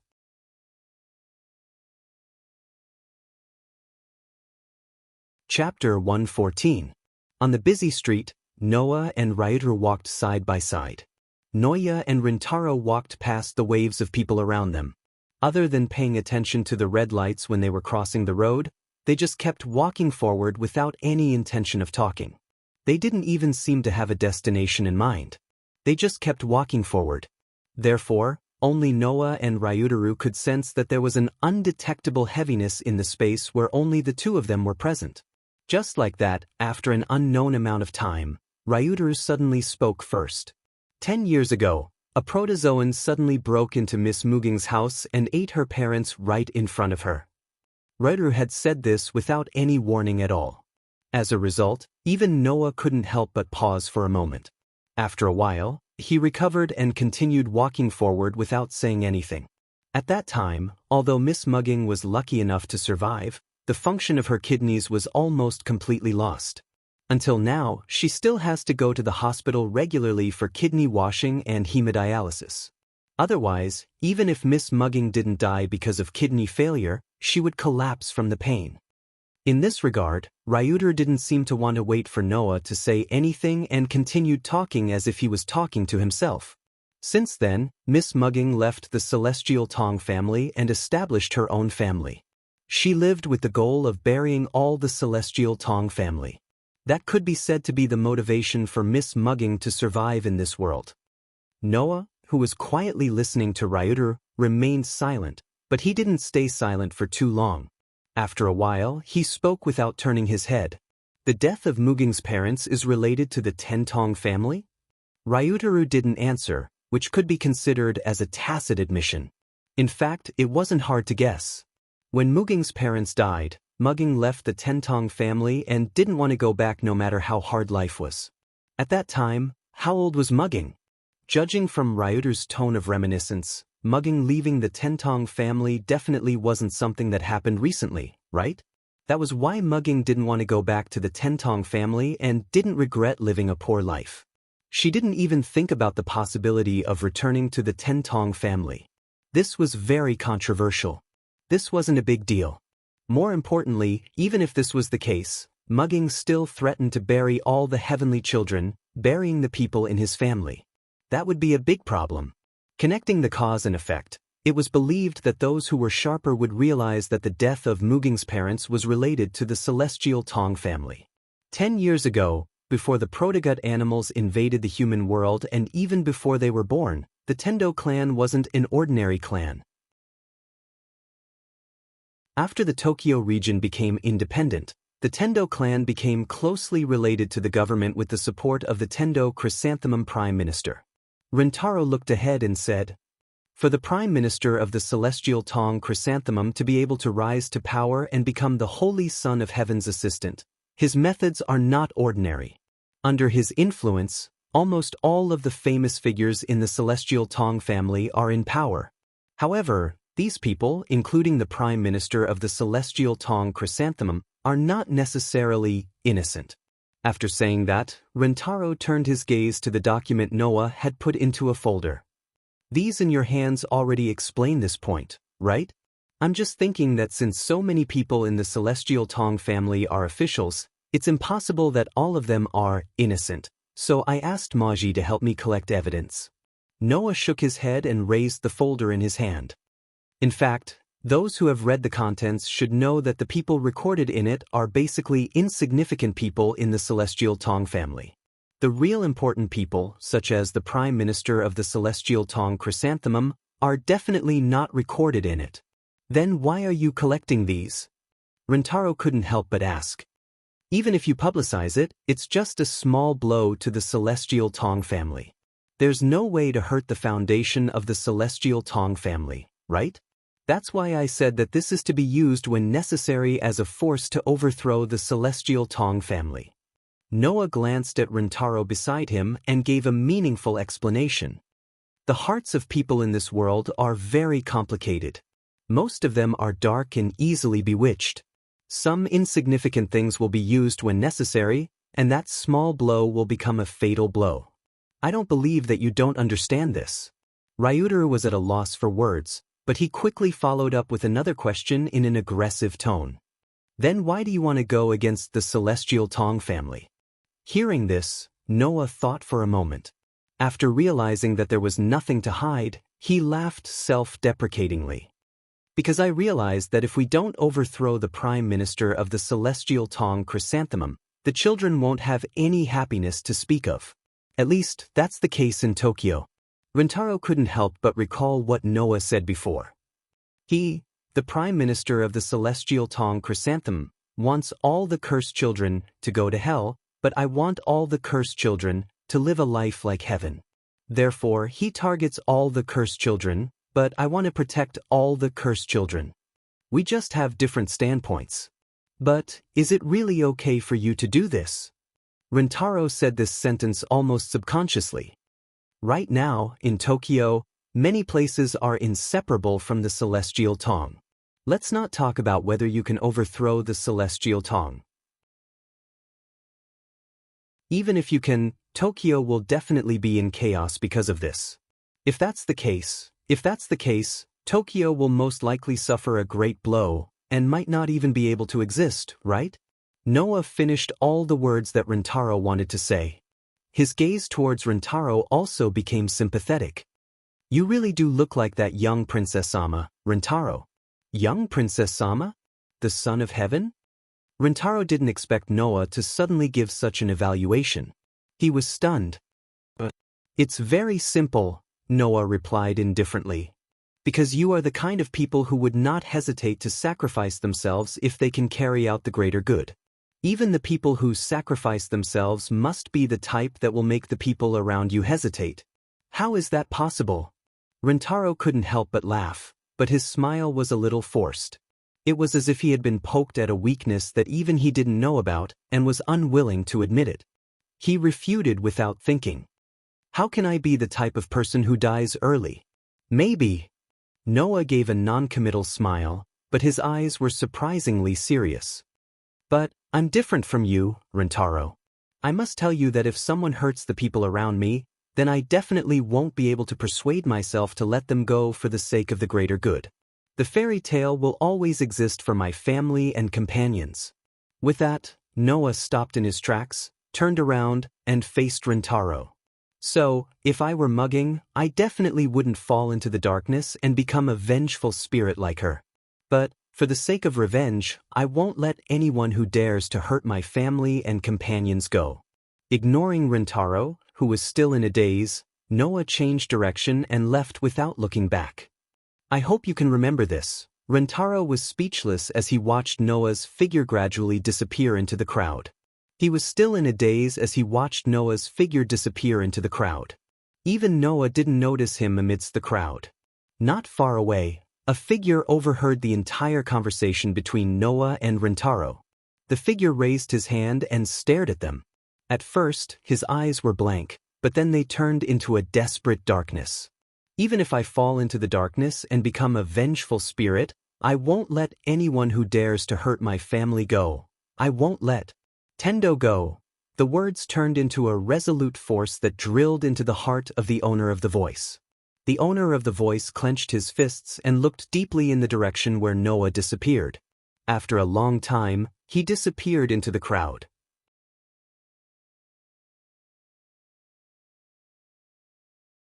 Chapter 115. Juge.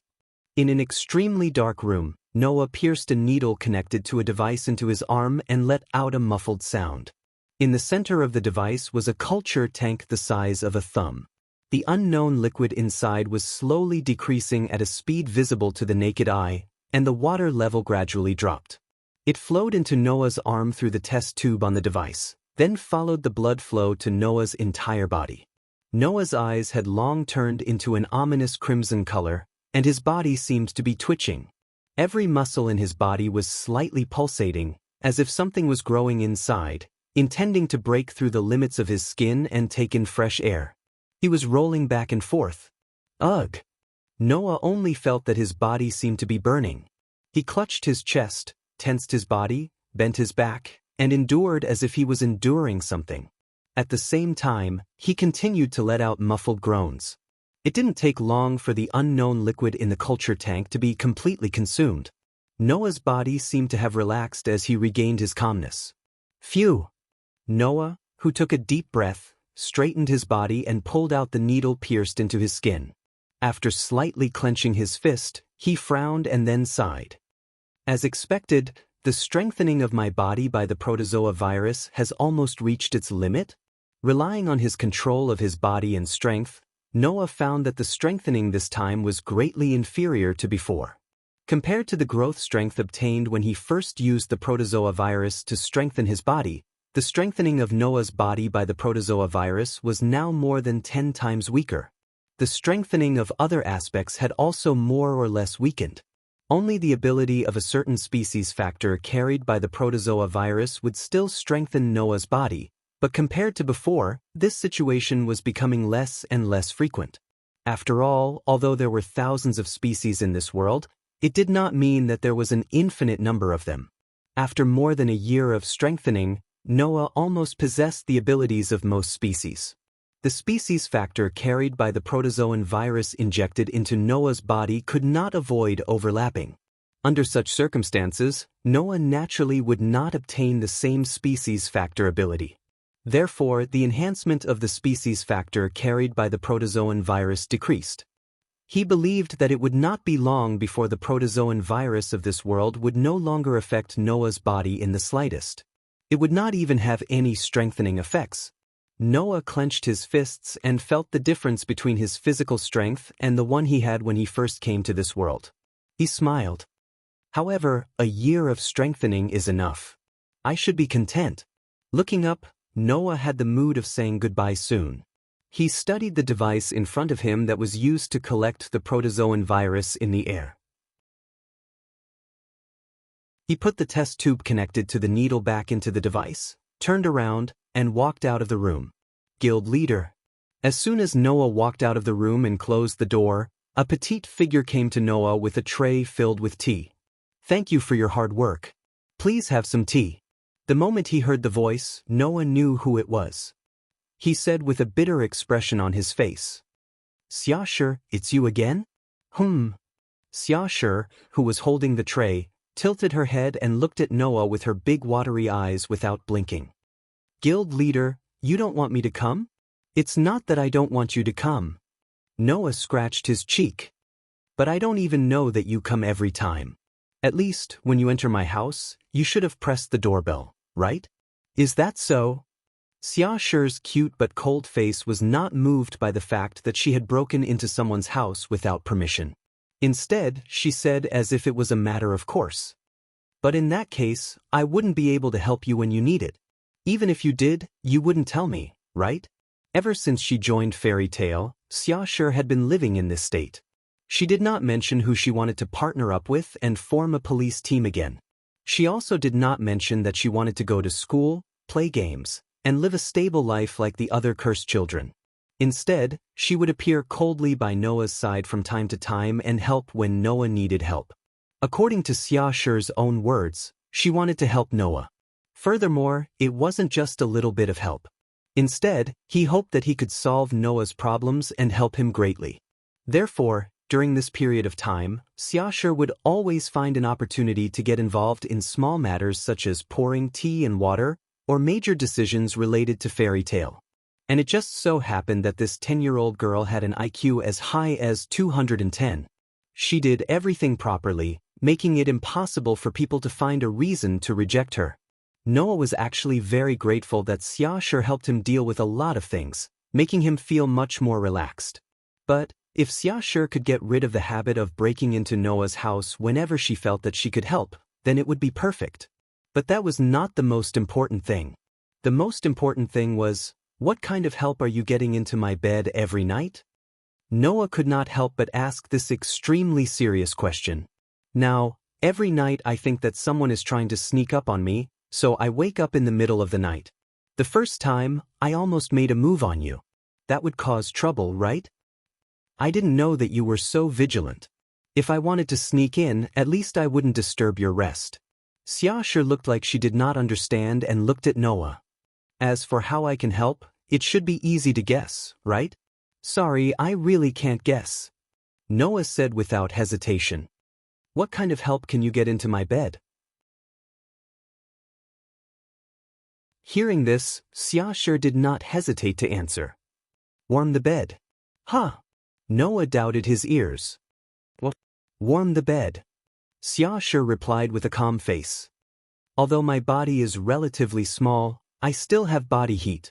I should be able to warm the bed for you, President. Noah opened his mouth, but in the end, he could not say a word. After a while, he sighed as if he had surrendered. I understand. I'm really sorry to trouble you. It's nothing. Xiaoshi met Noah's gaze, her eyes showing some excitement. Then, tonight, Tonight, you don't need to warm the bed. Noah suddenly grabbed Xiaoshi's slender shoulders and said to her seriously. So, you can stay at home tonight. You don't need to come over. Do you understand? This. Xiaoshi still wanted to say something, but in the end, she was suppressed by Noah's aura. Somewhat unwillingly, she lowered her head and her voice became disappointed. I understand. Good girl. Only then did Noah satisfactorily pat Xiaoshi's small head. He picked up the tray in Xiaoshi's hand and drank the tea. Right. At this time, Xiaoshi suddenly spoke. President, there is something I need to report to you. Noah's hand movement stopped, and he looked at Xiaoshi. What is it? Just now, a request was sent to Fairy Tale, and it specifically requested that you, the guild leader, carry out this mission. Xiaoshi put down the tray in her hand and walked to the side of the table in front of the sofa. From the pile of documents on the table, she found a piece of paper and handed it to Noah. I think this request is quite special. President should take a look at it yourself. Noah took the request from Xiaoshi's hand. After glancing at it, he was stunned. Guard mission? When he saw the name of the client on the request, Noah was stunned and said in astonishment. Holy Son of Heaven?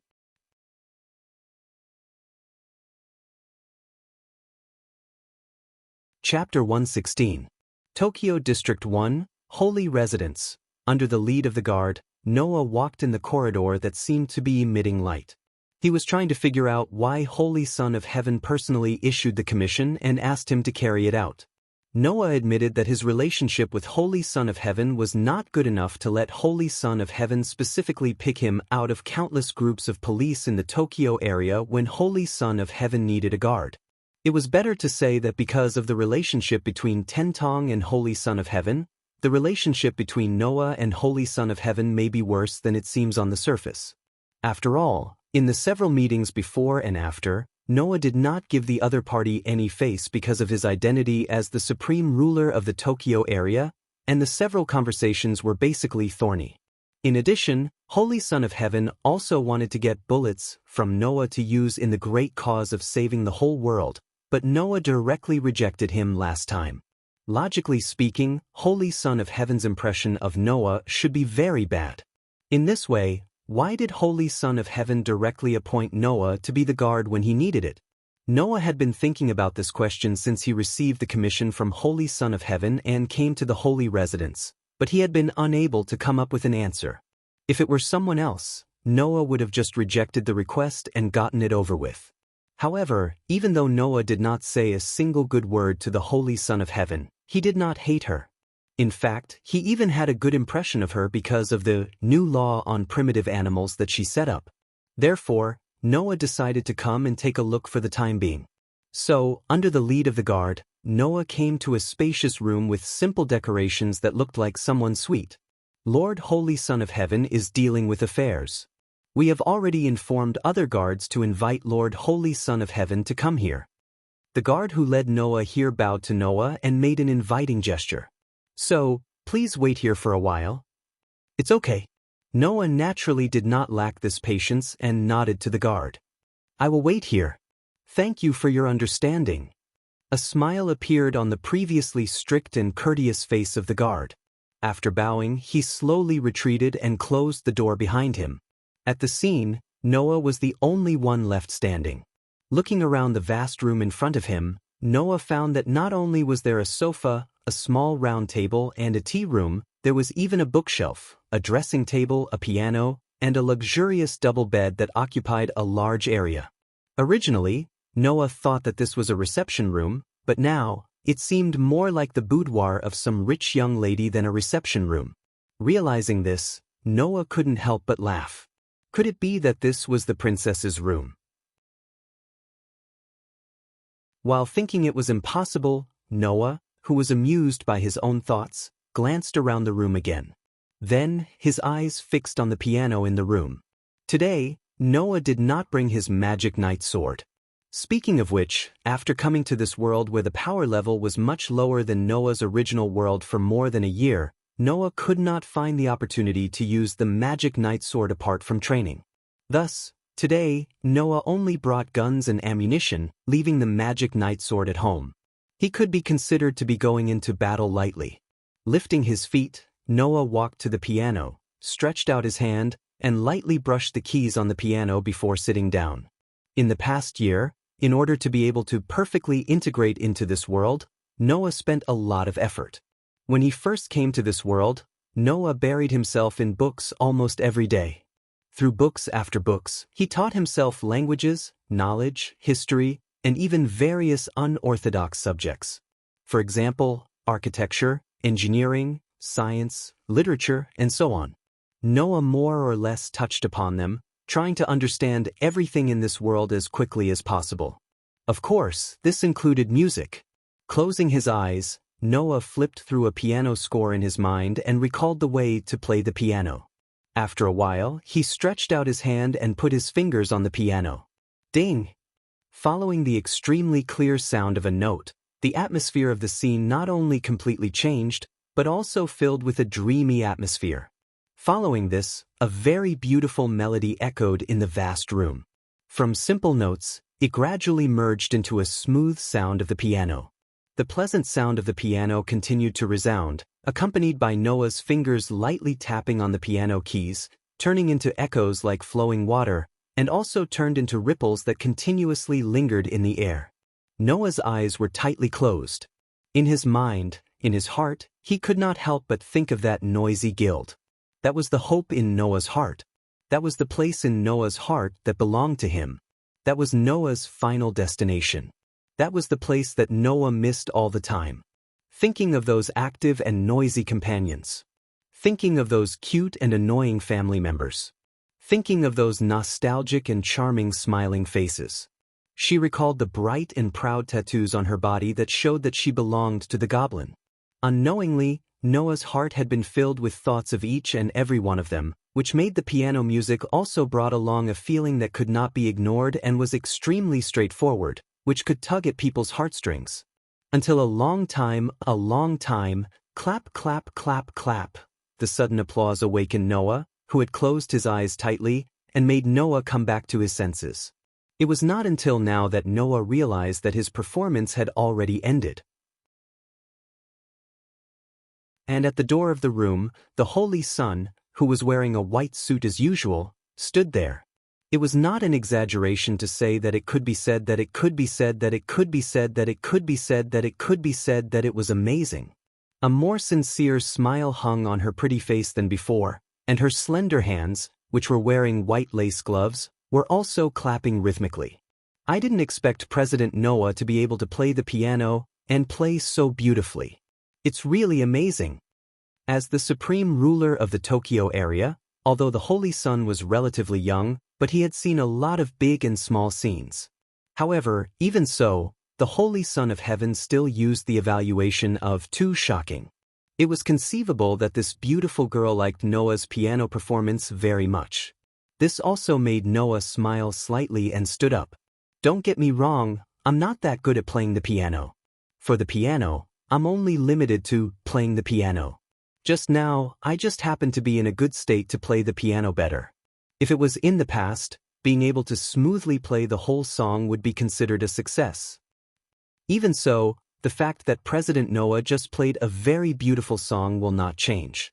The Holy Son, with a much softer expression than before, approached the direction of Noah. I like that song very much. It's an unexpected gain to be able to hear such a song. From the tone of the Holy Son, Noah did not feel the slightest falsehood. That is to say, what the Holy Son said now was from the heart. There was not a bit of falsehood. However, what Noah said was also completely true. There was not a bit of falsehood. If it was in the past, Noah definitely would not have been able to play as well as today. Just now, it was just a coincidence that he missed fairy tale in his heart, which made the sound of the zither carry a rare sincerity. Otherwise, Noah's performance would not have been able to receive a good evaluation from Elysium. Noah had no choice but to shrug his shoulders and change the topic. Let's put the piano matter aside for now. Today, I'm here to hear about the commission. At this point, Noah looked into the Holy Son's eyes. Can you tell me in detail? The elegant and quiet smile on the Holy Son's face slowly disappeared, replaced by the usual holiness that kept people 1,000 miles away. President Noah, I don't know if you have heard of the name Chiwu Zhongshuan?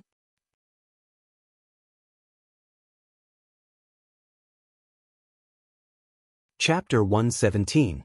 Chiwu Zhongshuan? Hearing this familiar name, Noah frowned. He didn't hide his dislike for this name or the owner of this name. Sheng Tianzi didn't expect Noah to have such a reaction, and his face showed a surprised look. What? President Noah has seen Chiwu Zhongshuan? No, I haven't seen him. Noah's frowned brows gradually relaxed. But even if you haven't seen him, I believe that the name Chiwu Zhongshuan, no matter who it is, will more or less have some impression. Sheng Tianzi nodded in agreement. In this country that used to be called Japan, now, except for the unexplored areas occupied by protozoa, there are 5 areas where humans can live. Tokyo, Sapporo, Senda, Osaka, Bodo. In these 5 regions, each of the 5 heads of state ruled over one of the 5 regions. Sheng Tianzi is the ruler of the Tokyo area, and Chiwu Zhongshuan is the ruler of the Osaka area. Noah really hasn't met the ruler of Osaka, but he has contacted him twice on the phone. The first time was after the establishment of Fairy Tale, and gradually made a name for itself. The second time was recently when the Scorpio was killed and the existence of the bullet was exposed to the world to confuse the public. Therefore, Noah was not unfamiliar with this name. Sheng Tianzi seemed to have more or less guessed the reason for this and spoke with some distress. Actually, the president of Chiwu suddenly asked us to come to the Tokyo area in the next few days, hoping that we can prepare for a meeting. A meeting? Noah was startled and puzzled. As far as I know, in the past few years, the Tokyo area and the Osaka area have not been in contact and communication, right? Why did he suddenly ask for a meeting? I don't know. Sheng Tianzi glanced at Noah hesitantly. But I think, could the president be coming for President Noah? Me? Noah pondered for a moment, then shook his head and denied it. No, I don't think so. Maybe Chiwu Zhongshuan doesn't mind meeting me directly, but I don't think his real target this time is me. Is that so? The Holy Son lowered his eyes slightly. But he chose to visit me at this time, which makes me a little uneasy. Uneasy? Noah tilted his head and looked at the Elysian prince. Suddenly, the beautiful princess showed a bitter expression. After a while, she opened her mouth in shame. Because Mr. Kikuchi isn't in Tokyo right now. Hearing this, Noah raised his eyebrows slightly. In other words, without that old man around, you don't dare to come into contact with those big shots? I admit that I'm not very mature, but I'm not afraid because of a meeting. The Elysian prince said to Noah with a little reproach in his voice. The reason why I feel uneasy is because the president of Chiwu and Mr. Kikuchi Cheng were political enemies before the war. For him, his opponent in Tokyo should be Mr. Kikuchi Cheng, not me, who just came of age. So that's how it is. Noah pretended not to see the Elysian prince's reproach and said, For Chiwu Zhongshuan, the real threat in Tokyo should be the old man, but this time, he came at this time when the old man is not around. It seems that he didn't just come to test something or to discuss some political affairs, but he has other purposes. Are you feeling uneasy? The Elysian prince raised his head and looked up at Noah, who was more than a head taller than himself. His holy face seemed to be shining. So, I hope that during this time, President Noah can always protect me as a guard and attend the meeting with me. Attend the meeting with you as a guard? Noah crossed his arms and asked. Why choose me?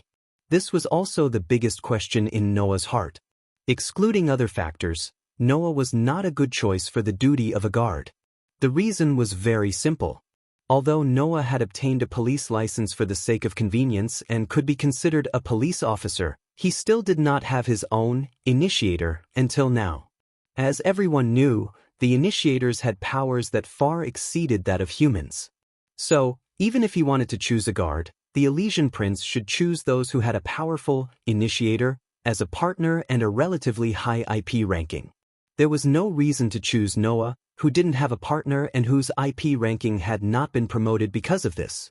In addition, there was another problem. Don't you have regular guards by your side? Noah asked.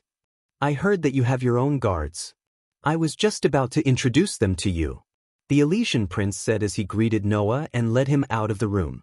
Outside the room, a group of about 6 men dressed in solemn white attire were neatly lined up in a line, standing there as if they were in a parade. As if they had been waiting here since the beginning, when Noah and the Elysian prince came out of the room, everyone's eyes were focused on them. Almost at the instant these people's gazes converged on him, Noah felt an extremely obscure hostility and even murderous aura following closely behind.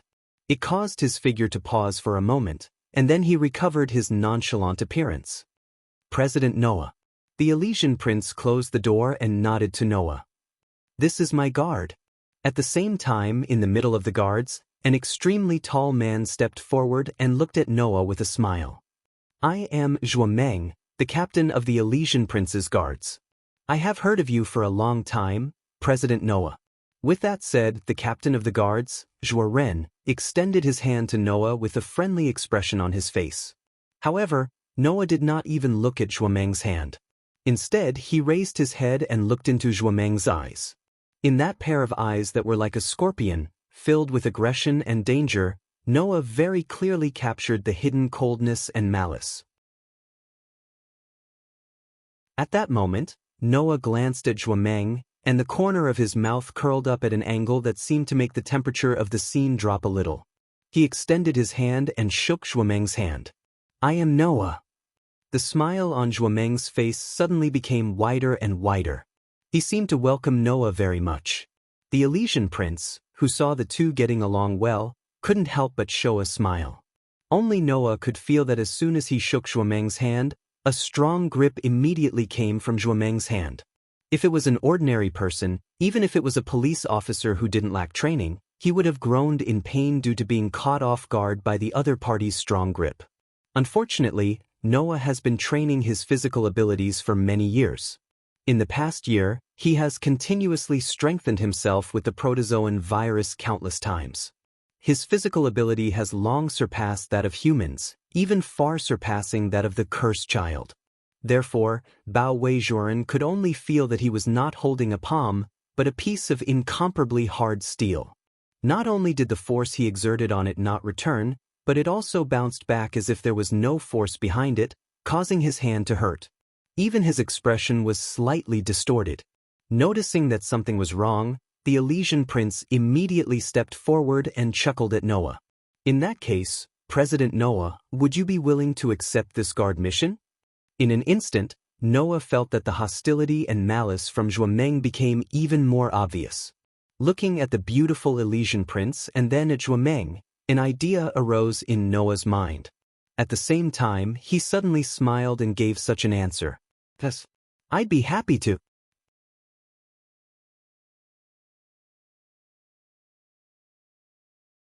Chapter 118.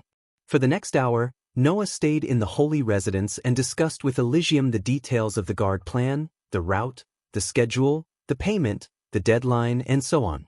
Originally, things like the guard plan, the route, and the itinerary should have been discussed with Noah by the holy residence's guards, led by Bao Mengjue.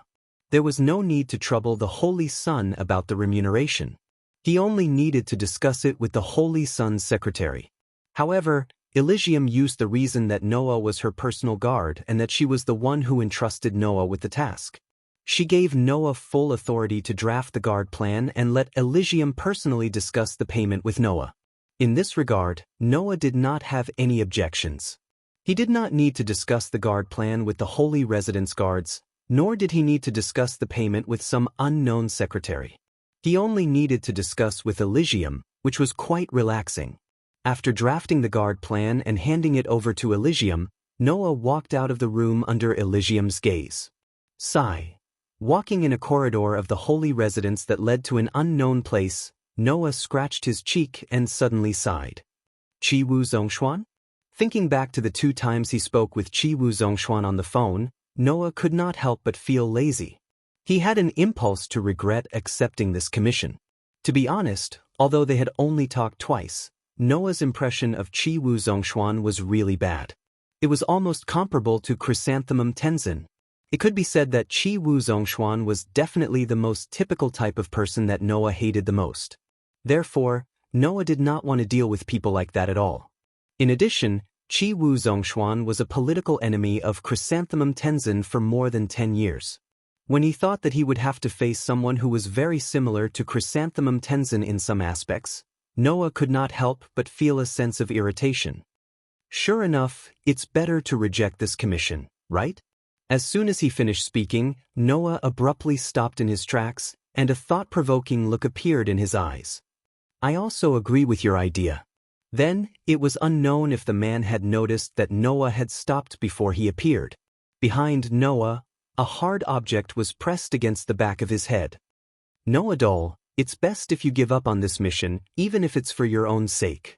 After saying that, the rest of the people emerged from behind Noah and surrounded him, except for the one who was standing behind him. They were dressed in dignified white attire and had guns at their waists. However, the holsters were empty and the guns were held in their hands. They surrounded Noah and aimed at his body. They were the guards of the holy abode that had just entered Noah's sight under the introduction of the Holy Sun. Noah looked around at the guards who surrounded him and pointed their guns at him. Seeing the ridicule and contempt in their eyes and faces at the same time, he shrugged helplessly. "What are you doing? Captain Zhuameng?" The person who stood behind Noah and pointed a gun at the back of Noah's head was none other than Zhuameng.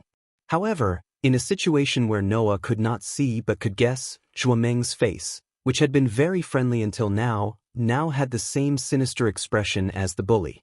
A pair of eyes that were almost identical to that of a snake and a lizard released undisguised malice. "Shut up!" Zhuameng pressed the gun in his hand to the back of Noah's head and shouted in a low voice. "I am the glorious captain of the Holy Abode's guards. You are just a monster leader who adopted a group of monsters. Don't talk to me as if you are my equal." The surrounding guards suddenly laughed mockingly, but they did not notice that Noah's eyes had already begun to turn cold. The hero who defeated Scorpio? Zhuameng seemed to have tolerated Noah for a long time and kept whispering in a low voice. "If I had the bullet that could defeat Scorpio, I could also become the hero who defeated Scorpio. You are such a lucky guy, you are really unpleasant to look at. Why is it you?" Slowly, the tone of Zhuameng's bodyguard was filled with hatred. "Undoubtedly, His Excellency Heavenly Child has entrusted the Holy Sun to me. The person standing next to the Holy Sun should be me. Why did you, a lucky guy, suddenly get entrusted by the Holy Sun and was even invited into his room by the Holy Sun?" "Room?" This time, Noah was surprised. "Is that really the Holy Sun's room? Add the word, Lord, for me." Zhuameng couldn't help but growl. "Don't call me so intimately. That beautiful head of state is mine. Only I can get her and become the new ruler of Tokyo." "Oh." Noah looked motionless in front of him and said indifferently, "Although I have a little guess, you really have so much hostility to me because of this." Listening to Noah's somewhat indifferent words, Zhuameng's pupils widened slightly and his body trembled with anger. "Why are you pretending to be calm?" Zhuameng raised his hand holding the gun, and then slammed the butt of the gun at Noah's head. He did not mean to show any mercy. "You should be trembling with fear now." After the words, Zhuameng's gun that was ready to hit Noah's head swung, but it hit empty air. With a whistling sound, Noah, who was originally standing in front of Zhuameng with his back facing Zhuameng, suddenly disappeared from everyone's sight. When he reappeared, he was already behind Zhuameng. Then, before everyone present could react, Noah casually extended his leg and hooked it under the foot of the bodyguard, who was leaning forward because he missed his swing. Bang! The bodyguard, who had completely lost his balance, was not prepared at all. He heavily smashed into the ground. His nose, which was originally firm, had become the part that was most affected by the impact. Zhuo let out a disappointing scream. Around, all the guards who wanted to watch a good show did not expect Noah to suddenly counterattack. After they reacted, they quickly aimed at Noah. However, in the next moment, those guards' faces showed a stunned look. It was because the guns that should have been in their hands had disappeared without them knowing. "Hey!" Noah's voice sounded. "Are you looking for this?" As this sentence came out, Noah waved his hand casually, and a pile of guns fell from his hand, making a dull thud on the ground. The guards began to retreat because of the shock. "Then, bastard!"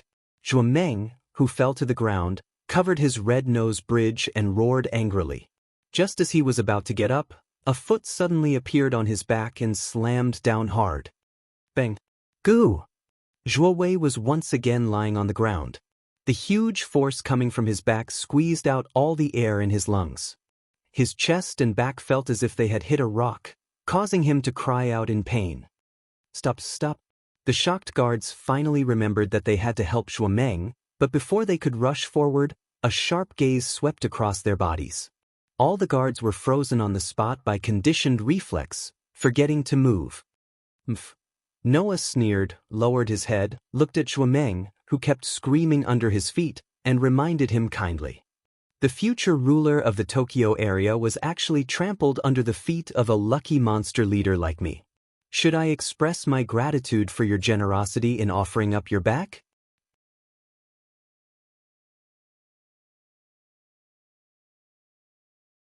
Chapter 119.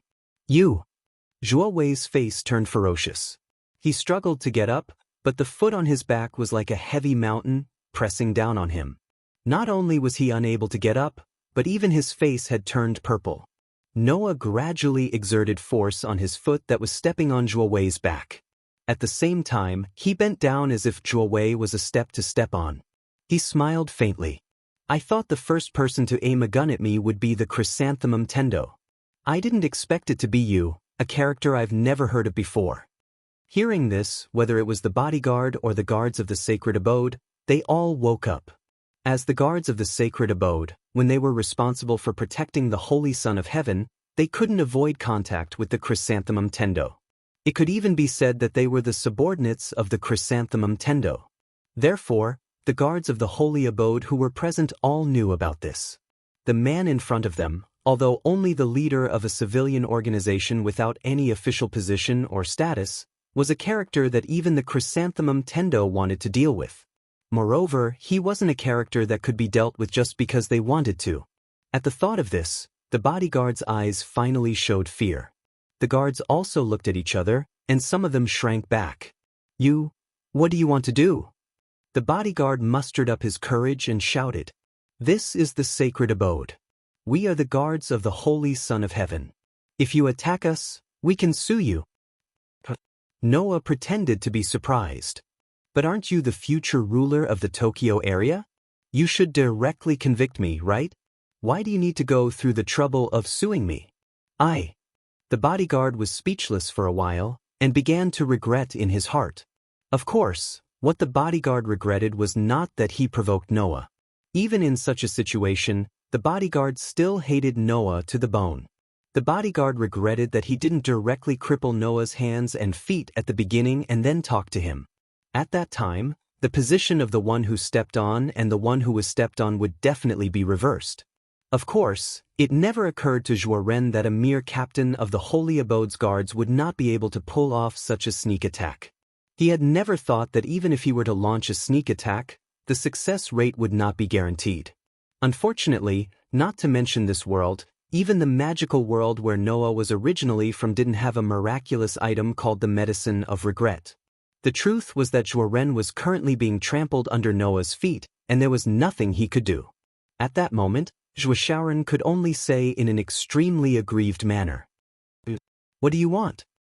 "I don't want anything." Noah looked around, then looked at the bodyguard below him and sighed. "I just wanted to see what kind of tricks you're up to, and what kind of tricks you're going to play. In the end, is this what the so-called holy residence guards are like?" This time, not to mention the bodyguards, even the faces of the surrounding guards became incomparably sullen. "Why am I saying so much to you?" Noah seemed to have lost interest and retracted his foot. "If you know what you're capable of, who you can offend and who you can't, you wouldn't be like this." After that, Noah directly walked past Ren, who was lying on the ground, and walked out. The guards, who were originally in a surrounding formation, suddenly scattered as if they were running for their lives, allowing Noah to walk out of the encirclement and to the other end of the corridor. Damn it! Damn it! Damn it! Damn it! Damn it! Only then did Ren, who had climbed up from the ground and clutched his chest, let out a resentful voice. His eyes were full of venom as he stared in the direction where Noah disappeared. Don't let me get the chance. When Noah walked out of the holy residence, the sun had already set halfway to the west, dyeing the sky dark red. Noah stretched his back, the bones in his body letting out crisp and pleasant sounds, but he didn't know how many sighs he had let out today. Noah thought that after he kicked down the bodyguard, they would yell and scream at the top of their lungs, attracting the attention of the other people in the holy abode and even the Holy Son of Heaven. Then, they would complain that Noah injured them in the holy abode. Based on the situation at that time, even if the Holy Son of Heaven was there and saw the scene of Noah stepping on Ren, he would choose to believe Ren's words and question Noah. For this, Noah was already prepared and had a way to deal with it. Who knew, in the end, not only did Ren not do so, but he also acted as if he didn't know what to do even if he was stepped on. He didn't think that he would kick an iron plate when bullying others. Noah easily saw through it. It wasn't that Ren didn't want to fight back with the most effective method, but that Ren didn't think that there would be such a method in that situation. It seemed that the holy residence's guards led by Ren were worse than Noah thought. Perhaps they performed well on a daily basis, but in a sudden situation where unexpected things happened, their ability to deal with it was at the level of a layman. That princess has been using this kind of guards until now? How did she survive all these years? Noah let out such a sigh from the bottom of his heart, lifted his feet, and walked forward. However, at this time, a bicycle circled around the fountain in front of the holy residence and entered Noah's field of vision, making Noah stop in his tracks. The reason for stopping was very simple. The person who rode the bicycle around the fountain was a young girl who was about the same age as Yanzhu and Xiaoshi. Her silver-gold hair was shining under the red light of the setting sun and fluttering in the wind. Because of the eye-catching hair color, Noah noticed this young girl. On the seat of the bicycle, the young girl wore a loose pajama and slippers on her feet. Her conspicuous long hair was in a messy state, her mouth was half open, and her eyes were half squinted. She looked like her soul had left the sky as she stepped on the bicycle, causing the bicycle to sway. This obviously strange state was one of the reasons why Noah noticed this young girl. Looking at the other party circling around the fountain and swaying, Noah couldn't help but start to worry. She won't suddenly fall, right? This thought had just risen from Noah's heart, when the young girl who was staggering on the bicycle seemed to have been blown by a cold wind. She shuddered, and the movement of her feet increased in speed, causing the already swaying bicycle to sway even more, and it even rushed out. Moreover, in front of the bicycle that suddenly accelerated out, Noah stood there. Looking at the bicycle that was rushing towards him, Noah was stunned and immediately dodged, avoiding the bicycle that was making a jgg sound as it rushed past him. At the same time, Noah also reached out and grabbed the young girl who was sitting on the bicycle. She looked like she didn't understand what was going on. She was stunned there, and he pulled her out of the bicycle. The swaying bicycle didn't slow down and directly rushed to the side of the guardrail. Bang! In the sound of a collision, the child-sized bicycle fiercely hit the guardrail and flew in an extremely exaggerated arc, drawing a parabola, and heavily smashed into the ground not far away. Bang!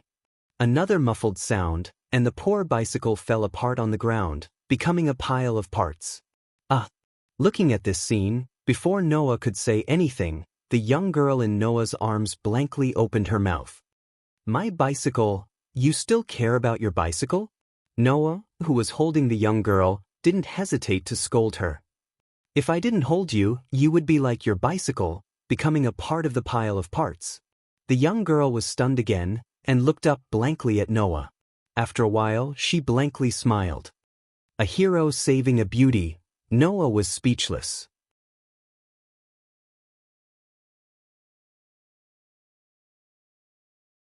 Chapter 120. Sit down obediently and don't move. On the bench beside the fountain, Noah skillfully tidied up the clothes of the dazed girl. Then, he stroked the girl's long silver gold hair that was over her shoulders. Using some unknown technique, he smoothed out the messy hair. The young girl sat there obediently. She had a dazed expression on her face as if she had not woken up yet. However, she did not move and allowed Noah to manipulate her. She even exclaimed in amazement, "Amazing, you can fix her hair with your hands." Because I have a group of annoying children who are around your age and need me to take care of them. After a while, I got used to it and learned this skill. What a convenient skill. I think so too. Thanks to this, I've been completely pestered by the group of children. I have to help them tidy up their hair every day. While they were chatting, Noah also stopped what he was doing. At this moment, the young lady's clothes were no longer as sloppy as before. Her elegant shoulder-length hair had also become smoother. In addition, the young lady had a small face that didn't lose out to Yanzhu and Xiaoshi. She looked exceptionally adorable. That is, if you ignore the dazed expression on the girl's face. Looking at the heavy eyelids of the girl in front of him, who looked like she could fall asleep at any time, Noah couldn't help but pull her face. At such a young age, don't tell me you learned to stay up all night just to watch anime or something. Children should go to bed early. No, it's not like that. Even though Noah was pulling her face, the little girl was still in a daze as she mumbled incoherently. I'm just used to moving around at night, so it's very tiring during the day, then. That's right. But. Unknowingly, Noah used the tone he used to talk to the children in fairy tale. Daytime is the time for children and even normal people to move around. Nighttime is used for sleeping. Moreover, sleeping at night also plays a very important role in resting the body. That's something that daytime can't compare to. You have to quickly correct this bad habit of yours. Otherwise, I'll have to talk to your parents. Hearing this, the young girl looked at Noah in a daze. Only when Noah felt a little strange did she smile foolishly. This is the first time someone cares about me so much. I feel so happy. Is this the first time someone cares about me so much? Noah frowned. Doesn't your family care about you? In response to this question, the girl only smiled and changed the topic as if she was just brushing him off. Big brother is so gentle. Seeing that the girl seemed to have something she didn't want to say, Noah didn't say much even though he was very concerned. That was her privacy. Therefore, Noah changed the question. So, what's your name? For some reason, the girl's delirious eyes flashed with obvious hesitation. However, in the next second, she seemed to have given up on something and spoke. My name is Tina, Tina Sprout. Tina? Noah patted Tina's little head. Looking at this little girl with a dazed face, a trace of doting appeared in his heart, causing his expression to soften involuntarily. Tina, you're not a foreigner or a mixed blood, are you? Tina blinked her misty eyes and opened her mouth slightly, looking at Noah in a daze. Big brother is really amazing, you even guessed this. It's because the form of your name in the Tokyo area, or rather in this country, is an irregular form of name. Noah shook his head with a smile. In addition, your hair color is also very rare in this country, so most people would guess that you're a foreigner or a mixed blood, right? Is that so? Tina's eyelids drooped tiredly. She shook her head left and right, then she used her index finger to support her chin and slowly spoke. Then what's Big Brother's name? This. Noah was a little hesitant. In a way, Noah's name was actually not a name that could be casually used to introduce himself. As long as it was a person in the Tokyo area, even if it was a child, they would have heard of the name Noah Doria. This was because everyone knew that Noah Doria was the president of Fairy Tale, the shelter of the cursed child that everyone regarded as a monster. In the Tokyo area, most people were plundered generations and people who greatly discriminated against the cursed child. Therefore, even if it was a child, when they were at home, they would be secretly instilled with thoughts like, Noah Doria is a big bad guy who raises monsters. You must not get close to him, otherwise you will be eaten by monsters, by the adults. Noah could not be sure that Tina was not a child who had been brainwashed by the hate-filled adults. If Tina was also instilled with such thoughts, then if Noah revealed his name here, it would definitely scare Tina, and it might even make her cry. Therefore, Noah subconsciously chose to hide it. Well, you can just call me Big Brother. Why is that? Tina narrowed her eyes and protested, but was ignored by Noah.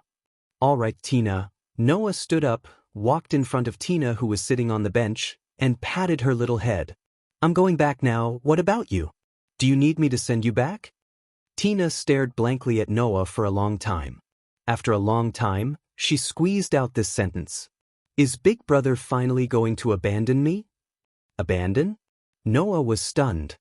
Why would I abandon you? Because Big Brother is going to leave, Tina said innocently. You're going to abandon Tina and leave? No, no, no, didn't I ask you if you want me to send you home? Noah laughed bitterly. This counts as abandoning? Yes. Tina nodded heavily. Counts.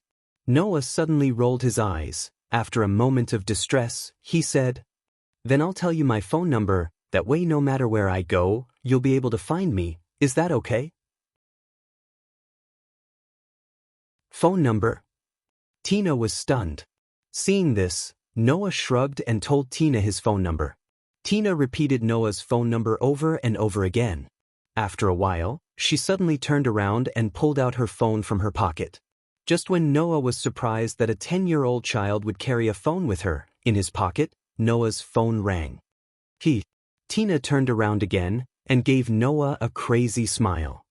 I thought Big Brother gave me a fake number. Why would I do that? Noah was helpless. Although they only spent a short time together, Noah always felt that this little girl named Tina in front of him was always in control of his rhythm. No, it was more accurate to say that it was because Tina's own rhythm was too difficult to control, causing Noah to fall into Tina's rhythm and be pulled around by Tina. Today is a very happy day. Tina put away her phone in a leisurely manner before climbing down from the bench. She looked up at Noah with an adorable smile on her face. Big Brother, you can't lie to me if I call you. You have to be able to be found by me at any time. If I'm free. Noah added. After all, adults have a lot of things to do. Big Brother is such a bad guy. Although she said this, Tina's face was always smiling, completely without the mischievous and naughty look that a child should have, appearing very precocious. Noah scratched his head. Then do you need me to send you home? There's no need for that, I remember the way home. Tina cocked her head to the side before extending a polite salute toward Noah. I hope to see you again next time. After that, Tina ignored Noah, swayed her petite body, and walked out of the park where the fountain was. Noah stood in the same spot, watching Tina, until Tina's swaying figure disappeared from his sight, then Noah turned around and left in the opposite direction. At this time, neither of them expected. This meeting was just the beginning.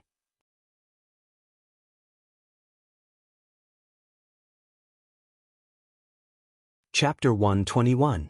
Today's weather was unusually bright, as if even the gods were blessing the ruler of Tokyo, giving the entire Tokyo area excellent weather.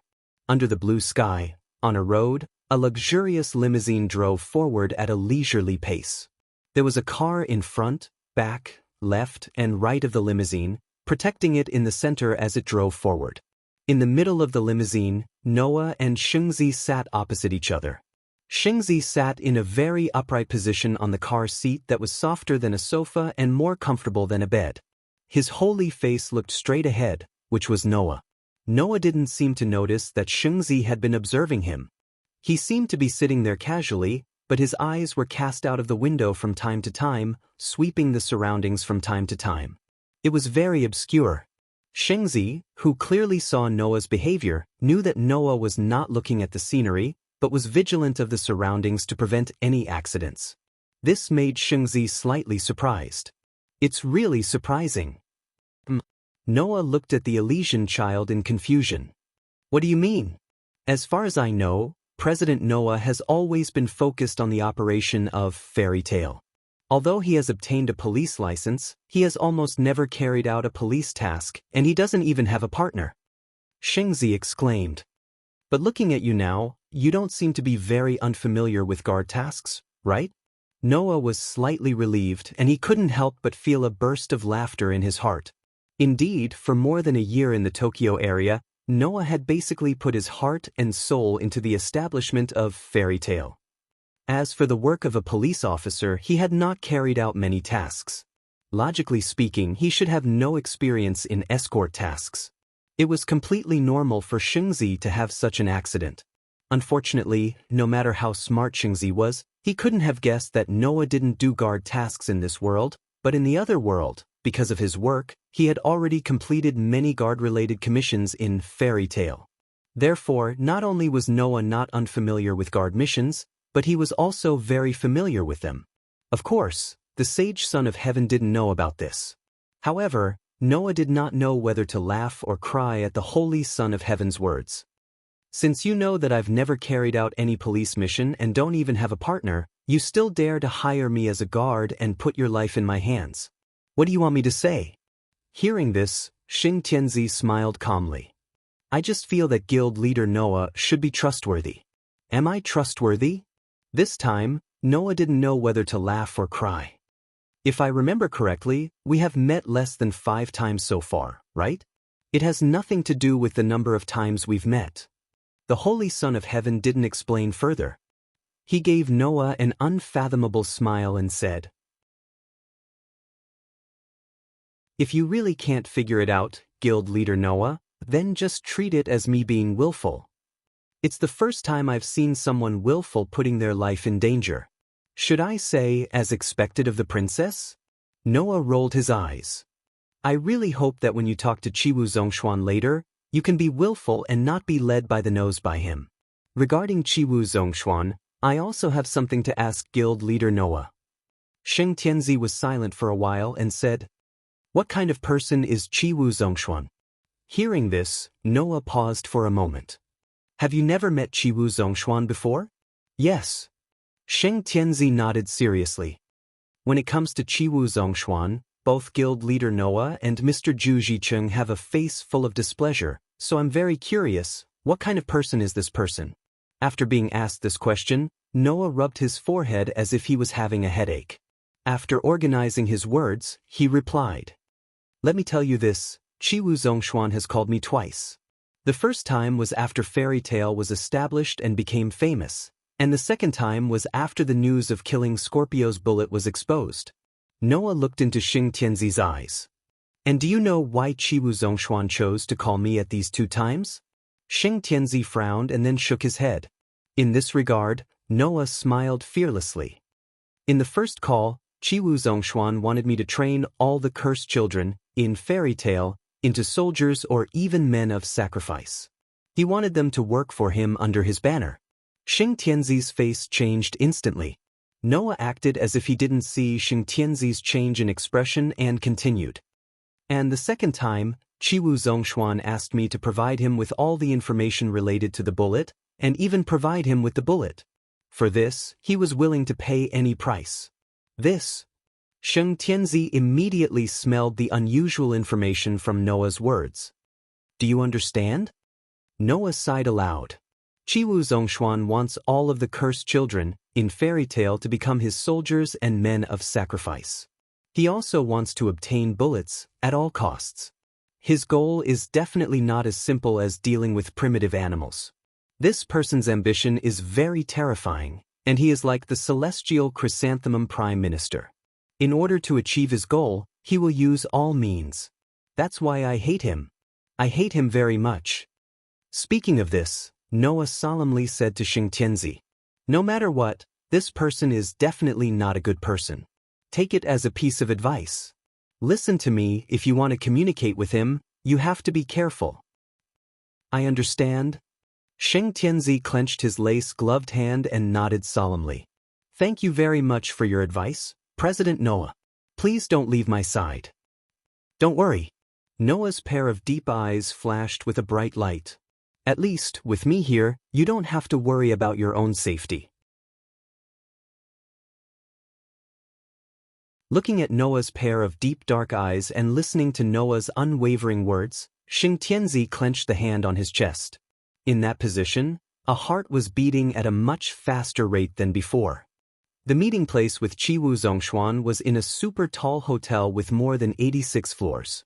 After the war with primitive animals, the land of all countries in the world was occupied by primitive animals, causing the available land area to be greatly reduced.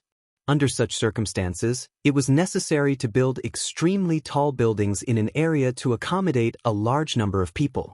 Therefore, after the introduction of the law that provided for the preferential treatment of fixed assets tax for vertical expansion of buildings, a large number of super tall buildings rose from the ground in various areas at lightning speed.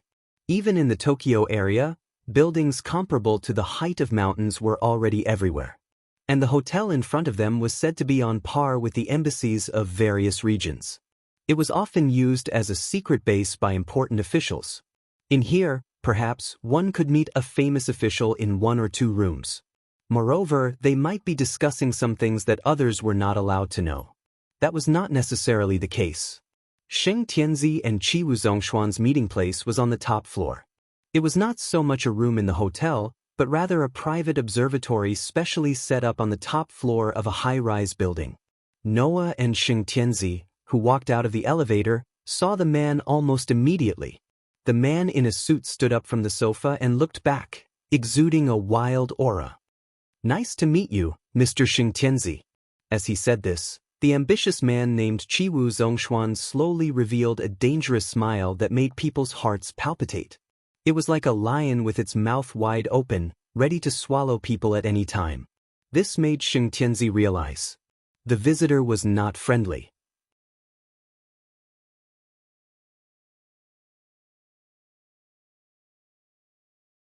Chapter 122. Oh! It seemed that Qiwu Zhongshuan had only just noticed Noah's existence. He raised his eyebrows as he looked over. "Isn't this the little brat from fairy tale?" As soon as he said this, Sheng Tianzi's expression was somewhat serious, not to mention Noah's feelings. Undoubtedly, the ruler of the same area as Qiwu Zhongshuan was right in front of him. However, Qiwu Zhongshuan only greeted Sheng Tianzi and started talking to a guard. This clearly showed that Qiwu Zhongshuan really didn't take Sheng Tianzi, who was too young, seriously. Noah glanced at Sheng Tianzi's serious expression, smiled indifferently, and said to Qiwu Zhongshuan, "Are you very surprised to see me here?" "I'm more surprised that you're doing this kind of bodyguard job." Qiwu Zhongshuan's pair of beards slightly curled up as he snorted coldly. "Why didn't you join me along with your fairy tale? You should know that what I can give you is definitely much better than any bodyguard job." Such a blatant statement once again made Sheng Tianzi realize that the visitor was not friendly. On the contrary, Noah smiled disdainfully. "Then you should also know that I don't care about what you give me at all." "Oomph!" Qiwu Zhongshuan glared at Noah. "Just like the previous 2 times on the phone, your tone is still so arrogant. You're just a mere police officer. You choose the way to treat people based on their status. You're really worthy of being called an old thief." Noah's tone also became harsh with Qiwu Zhongshuan's words. "If I remember correctly, the strongest police officer can even control the entire world's military situation. Old thief, in today's world, status is already outdated. What matters now is strength. If you don't even understand this point and run out, you'd better hurry back to your Osaka area." Qiwu Zhongshuan's eyes were filled with real anger as he stared at Noah. Noah, on the other hand, didn't show any signs of weakness as he stared back with a smile on his face. In the end, Qiwu Zhongshuan withdrew his gaze and chose to retreat. Noah shrugged. He caught a glimpse of Holy Sun's nervous expression as he clutched his laced gloves. He was dumbfounded. "Don't mess around, Lord Holy Son of Heaven, this is just the opening. The real show is yet to come. If you are so nervous now, what will happen later?" However, this was not Sheng Tianzi's fault. In the past, when the Elysian children participated in meetings, the big shots would more or less care about their reputation. They wouldn't be like Noah and Qiwu Zhongshuan, openly cursing each other. Everything had to be done properly. Therefore, Elysium had never encountered such a situation where she would start off with such harsh words. As a young girl who had just reached adulthood, it was natural for her to be nervous. With no other choice, Noah could only cover for Elysian Son of Heaven. I'm only here as a guard today. President Chi-woo, shouldn't you ask my target to sit down? Chi-woo Zhongshuan shook his chin and sat down. He gestured to Elysian's Son of Heaven to sit. Noah secretly shook Elysian's Son of Heaven's hand, which startled Elysian's Son of Heaven. She took a deep breath and suppressed her nervousness. She returned a grateful look to Noah and sat down opposite Chi-woo Zhongshuan. Noah also moved behind Elysian's Son of Heaven and stood there motionless like a real bodyguard. Just when Elysian's Son of Heaven and Noah thought that Chi-woo Zhongshuan was going to start the meeting, Chi-woo Zhongshuan once again looked at Noah and said, "What do you think about the matter from last time?" "The matter from last time?" Noah narrowed his eyes slightly. "Are you referring to the bullet matter? If you don't want your fairy tale to become my minion, I won't force you. But the bullet is different." Chi-woo Zhongshuan's eyes became like a wolf's, full of aggression and greed. "It's a super weapon that can threaten stage V gastronomic animals. I must get my hands on it." Once again, Chi-woo Zhongshuan did not hide his inner thoughts and made a blatant declaration. Elysian's Son of Heaven, who had no experience in dealing with situations like this, was a little uneasy. He chose to remain silent for the time being, thinking about how to take back the initiative. Noah crossed his arms. Since he did not sit down, he could look down at Chi-woo Zhongshuan from above and said sarcastically, "If you only want to deal with gastronomic animals, then you don't have to get your hands on the bullet, do you?" "I must get my hands on it," Chi-woo Zhongshuan said firmly. "It's because I want to deal with more than just gastronomic animals that I must get my hands on it." Elysian's Son of Heaven could no longer remain silent. "Do you want to use it to deal with humans? What's wrong with thinking about the world after all gastronomic animals are expelled?" Chi-woo Zhongshuan said matter-of-factly. "Lord Elysian's Son of Heaven, I don't believe that you don't understand. In today's world, we must quickly regain our territory from the unprecedented disaster of being persecuted by gastronomic animals. Only then can we obtain the right to rule this world. We should also make this our goal." Chi-woo Zhongshuan showed his naked ambition and looked straight at Elysian's Son of Heaven. "For this reason, I will eliminate all those who hinder me and those who disobey me." The implication of these words was already a declaration of war against the heads of state of other regions. This made Elysian's Son of Heaven speechless for a while. In this world, there were many people who were full of ambition and wanted to make a move on other regions. However, Chi-woo Zhongshuan was probably the only one who would be so straightforward about his intentions. Even in the Osaka region, I often hear that Tokyo's Elysian Son of Heaven is a very kind and peace-loving person, Chi-woo Zhongshuan sneered. "However, Lord Elysian's Son of Heaven, please listen to my advice. You, who are unwilling to even see blood, are not suitable to be the ruler of this chaotic era. As a head of state, you are not qualified." Elysian's Son of Heaven's slender body trembled violently. Instead of anger, there was sadness in her eyes. Obviously, Chi-woo Zhongshuan's undisguised malicious words had really pierced the heart of this holy princess. When Chi-woo Zhongshuan saw this scene, the corners of his mouth curved into a disdainful smile. Even the ruler of Tokyo was still too young after all. At this moment, Noah, who was standing behind Elysian's Son of Heaven, suddenly spoke up. "I heard that President Chi-woo Zhongshuan has suffered many assassination attempts in the Osaka region due to excessive taxes, right?" "That's right." Chi-woo Zhongshuan looked at Noah with a suspicious expression. "Then what's the problem? Isn't that enough to explain the problem?" Noah seemed to be talking to himself. He did not even look at Chi-woo Zhongshuan. "I don't know. In history, has there ever been a tyrant who did not care about the lives of his people and lasted until the end? What kind of problem is that?" Chi-woo Zhongshuan glared at Noah.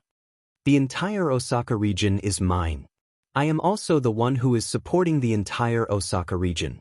As long as I continue to support the Osaka region, those insects who can only hide in the dark will not be able to do anything to me. Without me, they will all die. In this chaotic era, only a true tyrant can rule the world." Chi-woo Zhongshuan stood up and shouted exaggeratedly, pointing at Elysian's Son of Heaven.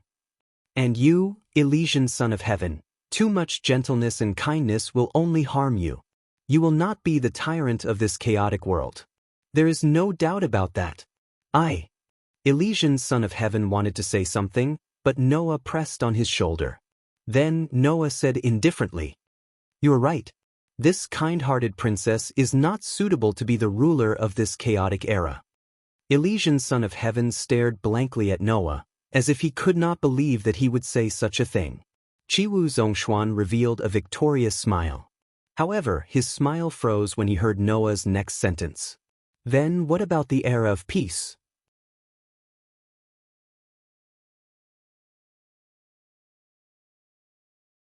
Chapter 123. Peaceful Era?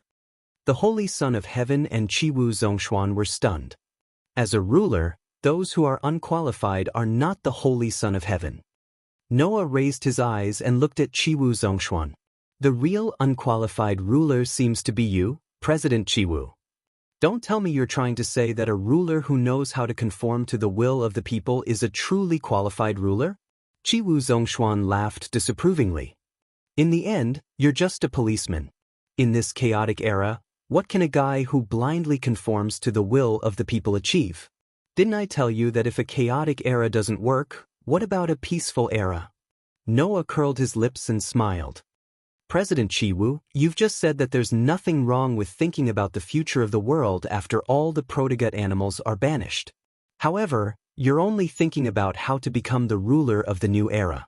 Have you not considered what the world will become by then?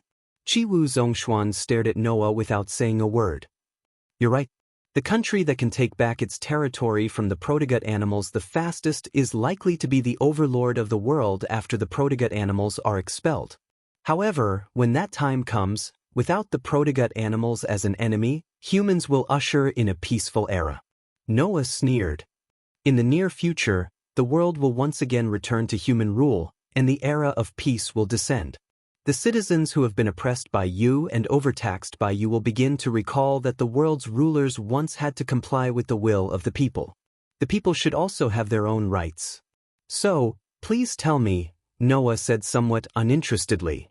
President Chiwu, even if you become the overlord of the world by then, what kind of ending will you usher in? Chiwu Zhongshuan's face sank bit by bit as he listened to Noah's words. In the end, it became extremely ugly. The Holy Son of Heaven also understood what Noah meant, and the light in his eyes slowly recovered. In front of the two regional rulers, Noah did not hesitate to mock Chiwu Zhongshuan. Let me tell you something. By then, the people will revolt. No matter how many times they will revolt in that peaceful era. As a result, the rulers who don't conform to the public will all be ousted and become real losers. I will not become a loser. Chiwu Zhongshuan raised his head abruptly and roared as if he could not bear it any longer. What right do you have to say that I will be the loser? Because I know you're just daydreaming. Noah looked at Chiwu Zhongshuan with pity. Chiwu Zhongshuan, you must understand that even if you can become the ruler of this chaotic era, you will still be eliminated when the era of peace arrives. If you are proud of what you are doing now as a qualified ruler, then let me be clear. Undoubtedly, I will tell you for free. Noah's voice was like a sharp arrow, piercing Chiwu Zhongshuan's heart. People like you can only hope that this chaotic era will continue endlessly. Otherwise, you are destined to be a loser. Only people like the Holy Son of Heaven, who yearn for peace, will be promoted to the position of ruler by the people who also yearn for peace. If you are a qualified ruler of the chaotic era, then the ruler of Tokyo will be a qualified ruler of the peaceful era as long as he survives until the arrival of peace. Chiwu Zhongshuan, you are not qualified to look down on the Holy Son of Heaven in Tokyo. Noah said indifferently. Because as long as the Holy Son of Heaven survives, he is destined to succeed. Even if you survive until the end, you are destined to fail. Shut up. Police.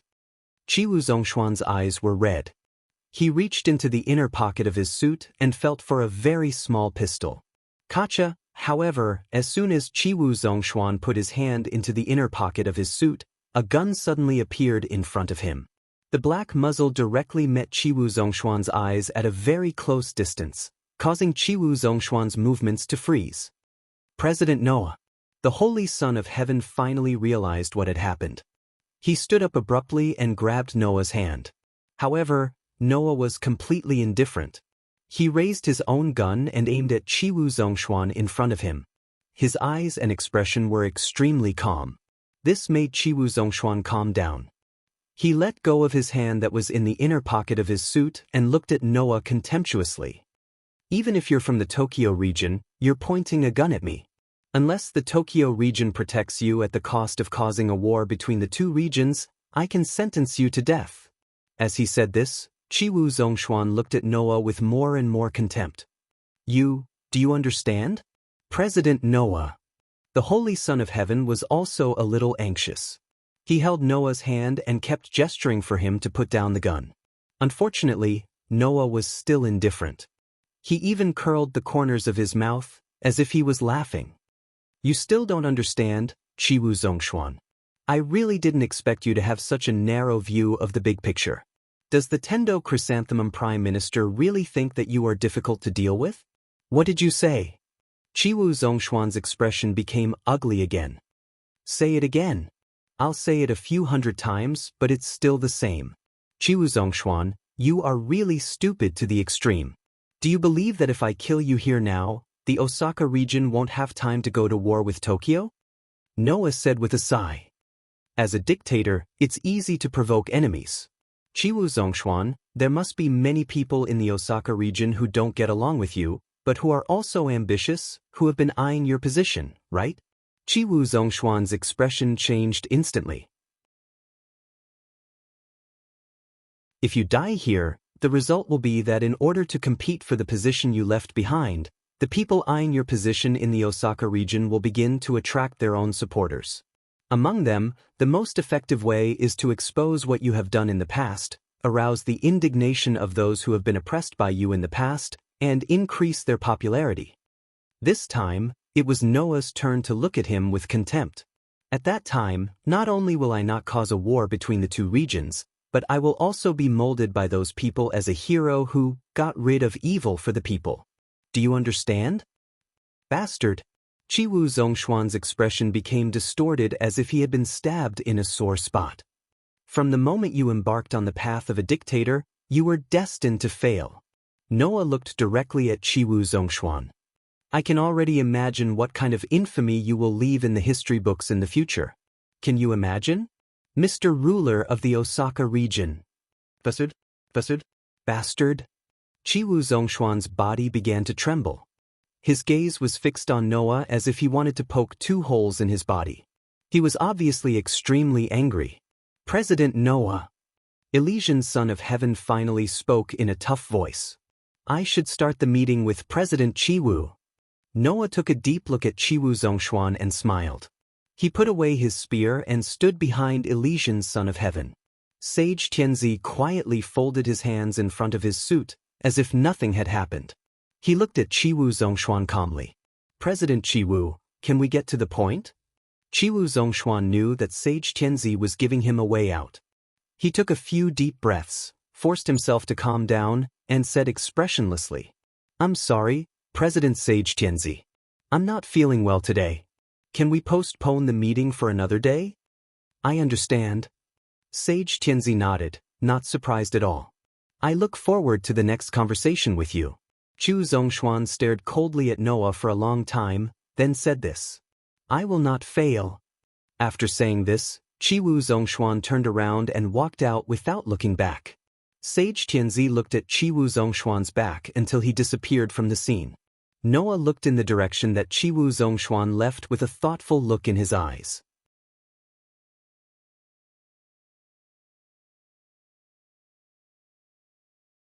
Chapter 124.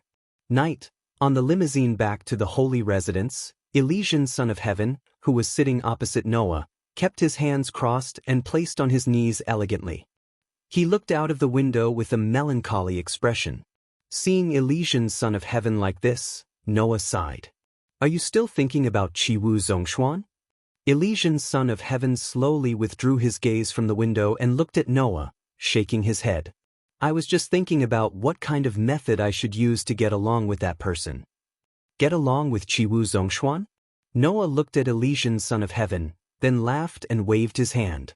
Impossible, one of you is a typical idealist, the other is the most selfish individualist. No matter what, you won't get along. That's the truth, so I'm quite distressed. Elysian son of heaven looked at Noah with some admiration. If I had the confidence and vision like President Noah, who didn't back down even when facing the president of Chiwu Zhongshuan, I wouldn't need President Noah to stand up for me in today's meeting. Hearing this, Noah curled his lips and looked away. I only stood up because I was unhappy with that old bastard. I didn't mean to stand up for you. Is that so? Even Elysian son of heaven could feel that most of Noah's words were insincere, so he couldn't help but smile. I didn't expect President Noah to have such a cute side. What nonsense are you talking about? Noah glanced at Elysian son of heaven and warned. I'm not throwing a tantrum, and I don't have this so-called cute side. If you continue to make fun of me, I'll leave. I didn't mean to make fun of you. On the contrary, I really admire President Noah. Elysian son of heaven stopped smiling, and his beautiful face looked a little sad. Only today did I truly understand why Mr. Kikuchi-chung couldn't even deal with a commoner with no identity, background, status, or capital. You even had a vexed and sullen expression from time to time. You are truly formidable.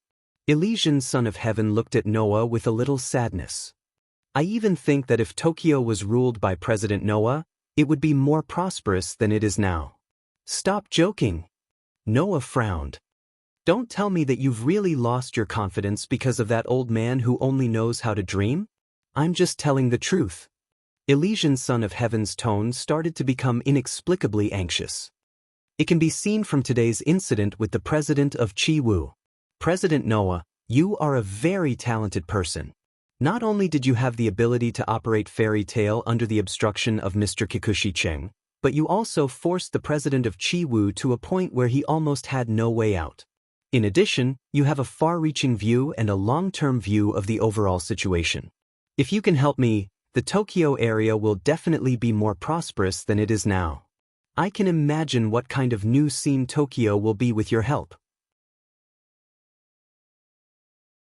Elysian son of heaven clasped one hand in front of his chest and said excitedly, So, please, Mr. Noah, please come to my side and help me.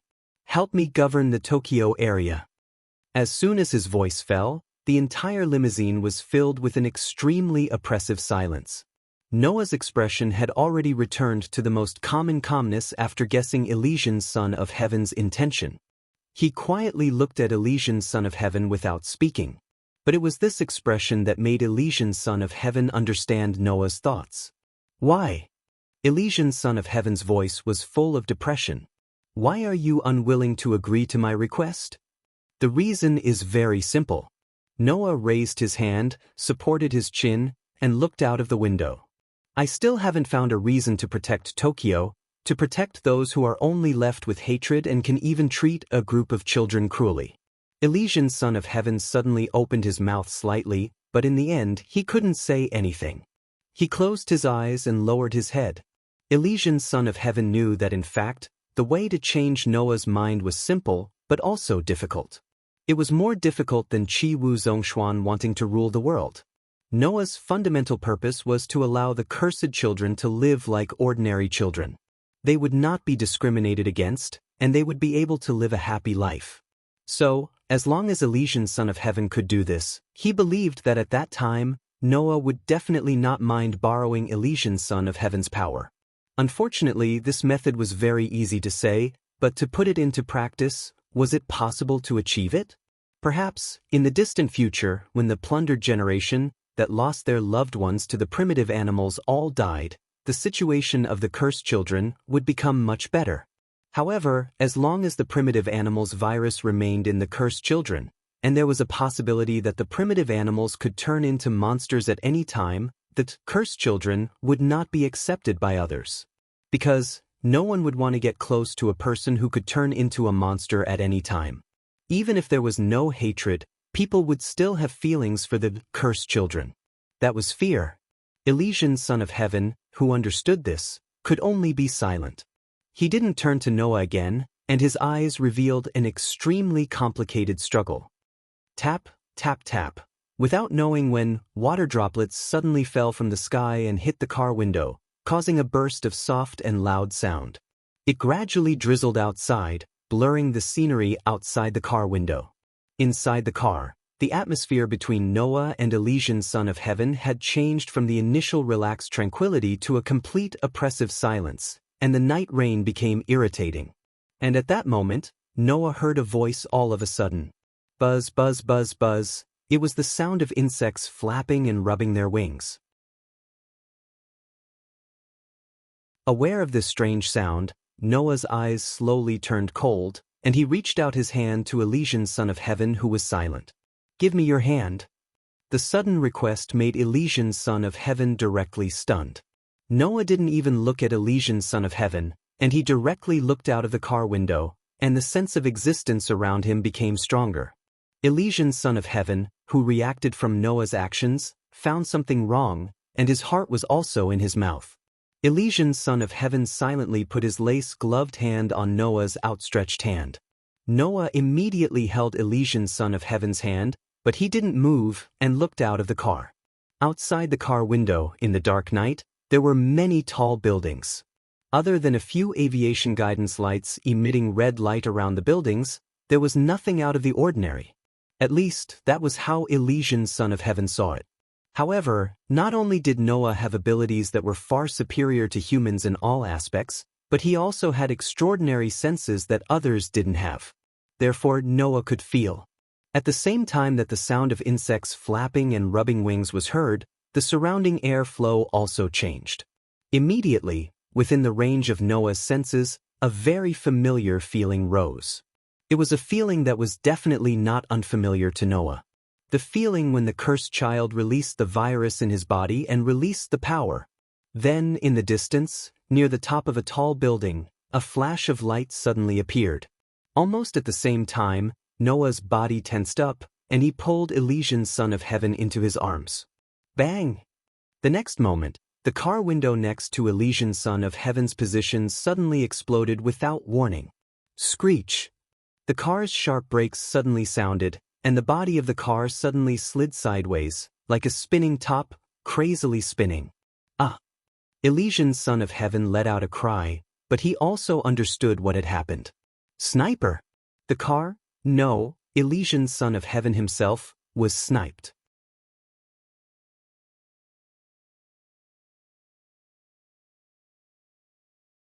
Chapter 125. Screech! The limousine lost its balance and skidded sideways on the road, making a sharp braking sound that echoed through the rainy night. Ah! The driver was not prepared for this sudden danger at all. He desperately turned the steering wheel and screamed unbearably. Holy Son, who was sitting in the back seat, buried his head in Noah's arms. His body was nestled in Noah's arms, and his face was full of pain.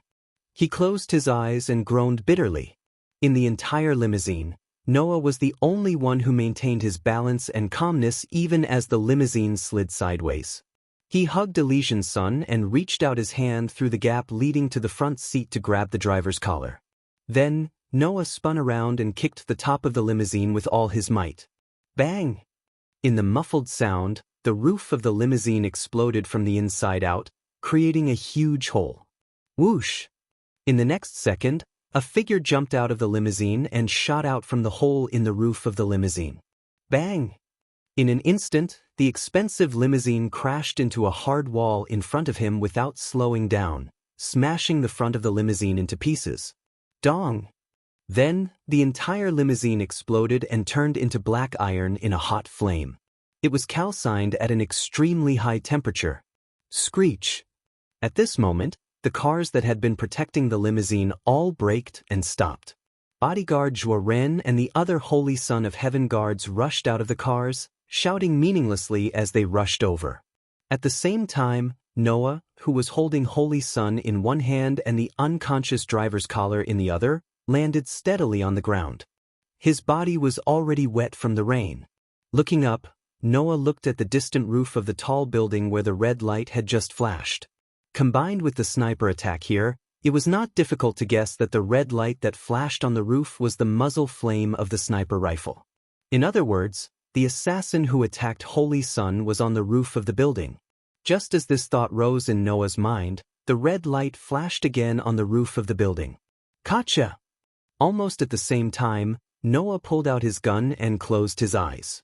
He pointed the gun in his hand in the direction of the tall building and pulled the trigger without hesitation. Bang! In the sound of the gunshot, the black bullet cut through the sky, rubbing against the atmosphere and shooting toward the building. Along the path of the bullet, a sniper bullet was fired from the direction of the tall building. It flew straight from the direction of the bullet. The two bullets suddenly collided with each other fiercely. Clank! In the crisp sound, the scene of two bullets colliding with each other, which was impossible in reality, appeared in the air.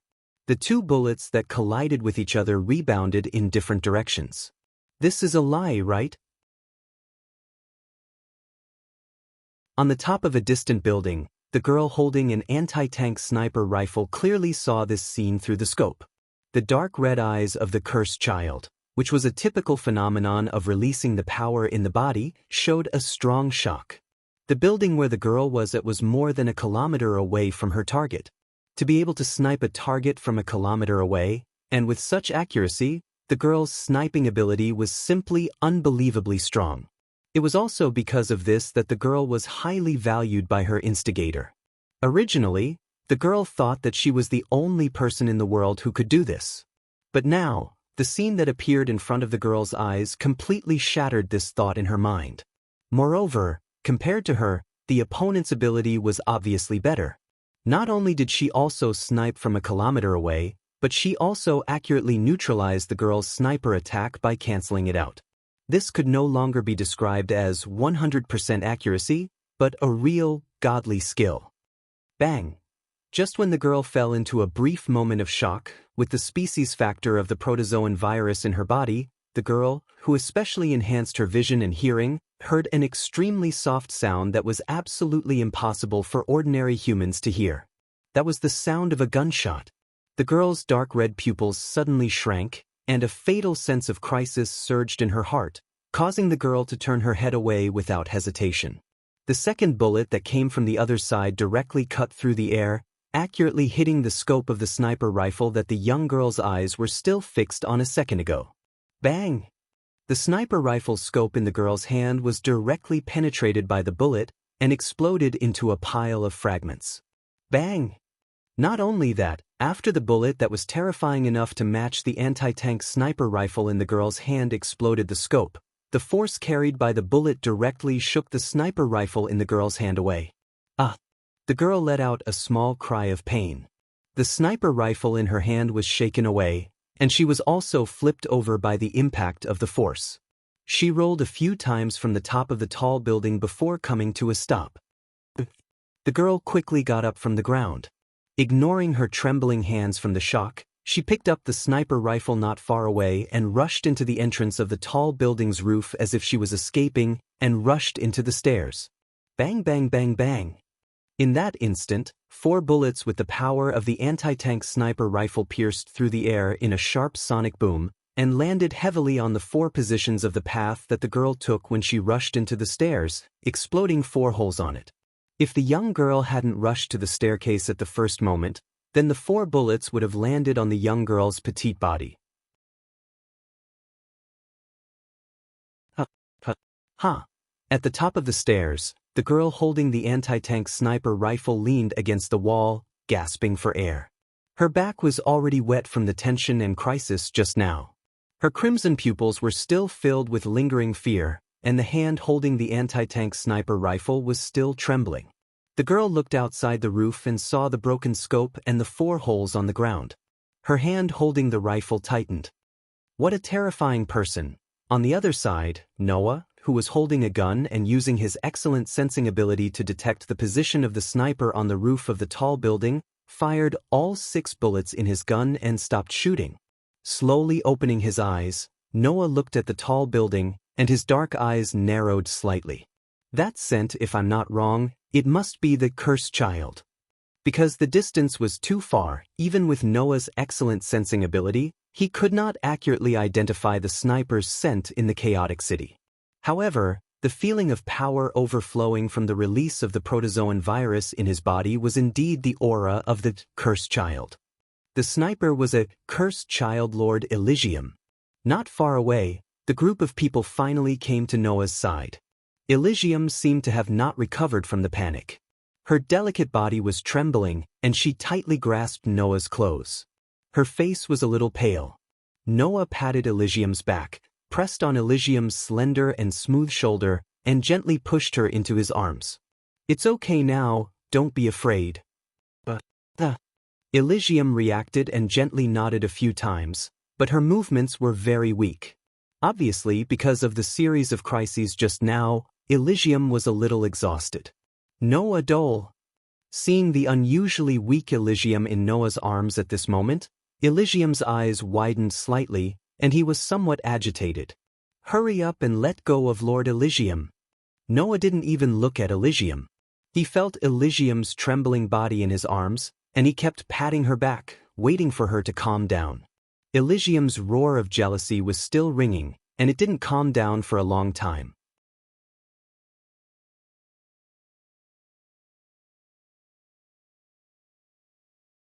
Chapter 126. Tokyo District 1, Holy Residence. Here. Noah handed a cup of freshly brewed hot tea to Holy Son of Heaven, who was sitting on the sofa. "Calm down."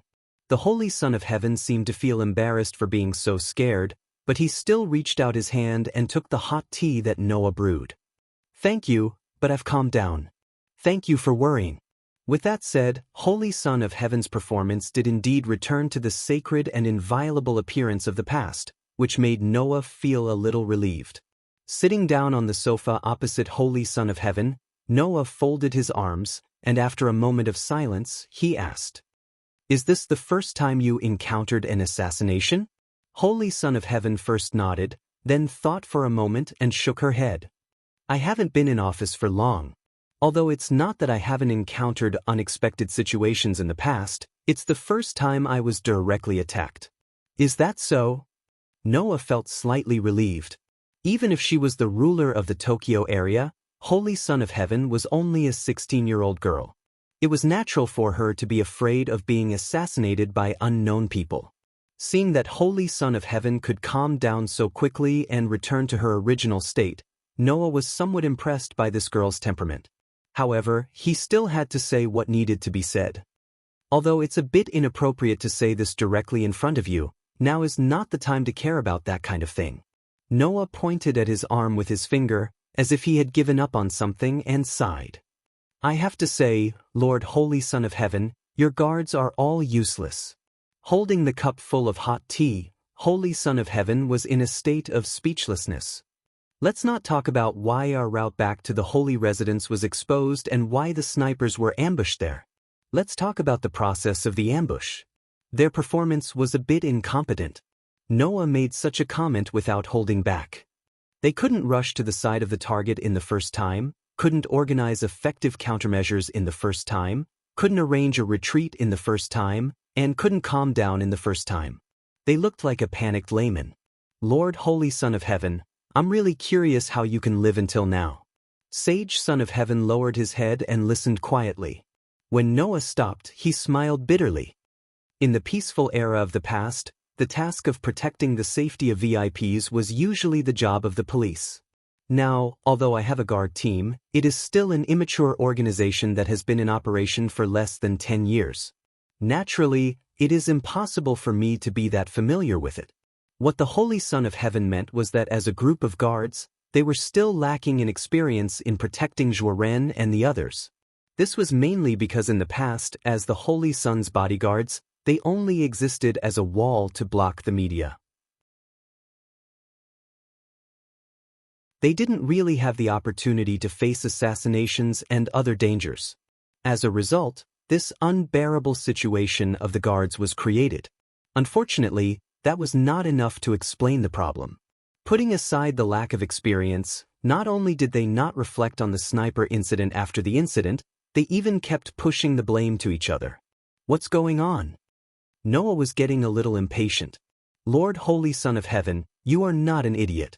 I don't believe that you don't know the morals of your own guards. So, can you please not help them out of pure kindness? Sage Son of Heaven was speechless. Evidently, Noah had hit the nail on the head. However, there was a reason why Noah was so upset. After the sniper incident was resolved by Noah, Sage Son of Heaven regained his composure. The group of people rushed back to the holy residence and started a short discussion about the sniper incident. The focus of the discussion was naturally how Sage Son of Heaven's return route was known to the sniper and how he was ambushed. The plan for the Holy Son of Heaven's bodyguards was basically drawn up by Noah. It also included the details of the route. Therefore, only Noah, Sage Son of Heaven, and the other guards of the holy residence knew the route that Sage Son of Heaven would take. There was no doubt that the route had been leaked. Then, there was only one problem that could be explained. There was a traitor in the Holy Son of Heaven's bodyguards. After all, it was impossible for Sage Son of Heaven to leak the bodyguard plan that was closely related to his own safety. Therefore, it could only mean that there was a traitor in the holy residence. However, a group of brainless guards led by Zhuameng intended to shift all the blame to Noah. The reason was that he was the one who knew the plan the best. They didn't know where to base it on. In the end, these people were naturally all blocked by Noah's understatement. If it wasn't for me, Sage Son of Heaven would have died under the first sniper bullet. Are you trying to say that I wanted to harm Sage Son of Heaven, so I leaked the bodyguard plan, and at the same time, I also tried to save the target's life from the hands of my own accomplices? This is completely meaningless? To Noah's surprise, when the rest of the guards had nothing to say, the bodyguard Zhuoren did not seem to be convinced at all. Therefore, after a period of reflection, the nature of the meeting changed completely. Bodyguard Zhuo of Heaven's bodyguards glared at Noah with resentment and stubbornness. At the same time, he used ridiculous excuses like, "You have to believe me," and "There is definitely something wrong with this guy," to convict Noah of a crime. In the end, even Sage Son of Heaven felt that Bodyguard Zhuo of Heaven was being unreasonable. He took Noah back to his room. Of course, Noah only found out from Bodyguard Zhuo that the room where he played the piano was Sage Son of Heaven's bedroom. Seeing that Sage Son of Heaven was silent, Noah couldn't help but rub his temples. "When is the next meeting?" Sage Son of Heaven was startled, then shook his head. "It hasn't been decided yet." "Is that so?" Noah nodded calmly. "The next meeting I will redraft the bodyguard plan, but this time, I hope that only you and I know the entire plan." "This?" Sage Son of Heaven suddenly hesitated and said uncertainly. "Do you mean that only the two of us will go to the next meeting?"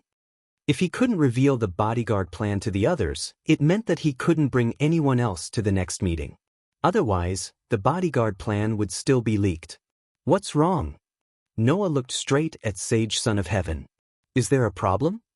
Sage Son of Heaven pondered for a while, then nodded heavily. "I understand, President Noah and I will go to the next meeting." Only then did Noah's expression ease up a lot, and the atmosphere at the scene began to relax. President Noah. Sage Son of Heaven seemed to want to break away from the heavy topic. He smiled calmly and suddenly made a suggestion. "Can I ask you to play a song for me?" "Play a song?" Noah was stunned. "Don't you know how to play the piano?" "I'm not very familiar with the piano." Sage Son of Heaven stood up from the sofa and walked to the front of the piano. He sat down and stroked the keys with his slender fingers. Although it's embarrassing to say this, the process of learning the piano wasn't very smooth, and my playing often wasn't very smooth either. "I think I know why your playing isn't smooth." Noah inadvertently glanced at Sage Son of Heaven's hand on the piano keys, and then he didn't know whether to laugh or cry. "Your fingers are too hard on the keys, that will make the entire playing not smooth." With that, Noah walked behind Sage Son of Heaven, bent down, and put his hand on the back of Sage Son of Heaven's hand as if he was hugging him. "Don't use too much strength, just use this amount of strength." However, Sage Son of Heaven didn't hear Noah's words. This was because when Noah bent down, Sage Son of Heaven's body stiffened, and a slight blush appeared on his face. Noah, who was completely used to being in close contact with girls, didn't notice the current situation and tilted his head in confusion. What's wrong? No. Nothing. Then try according to what I said. Okay.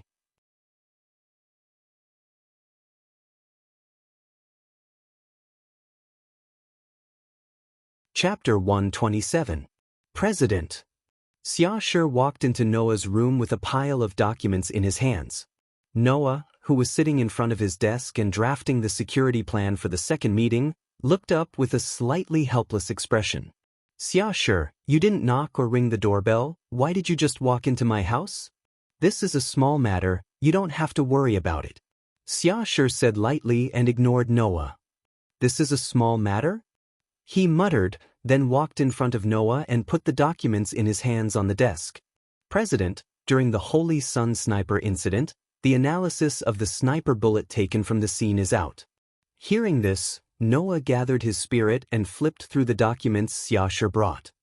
After analysis, the sniper bullet taken from the scene is a .50 caliber Browning heavy machine gun bullet.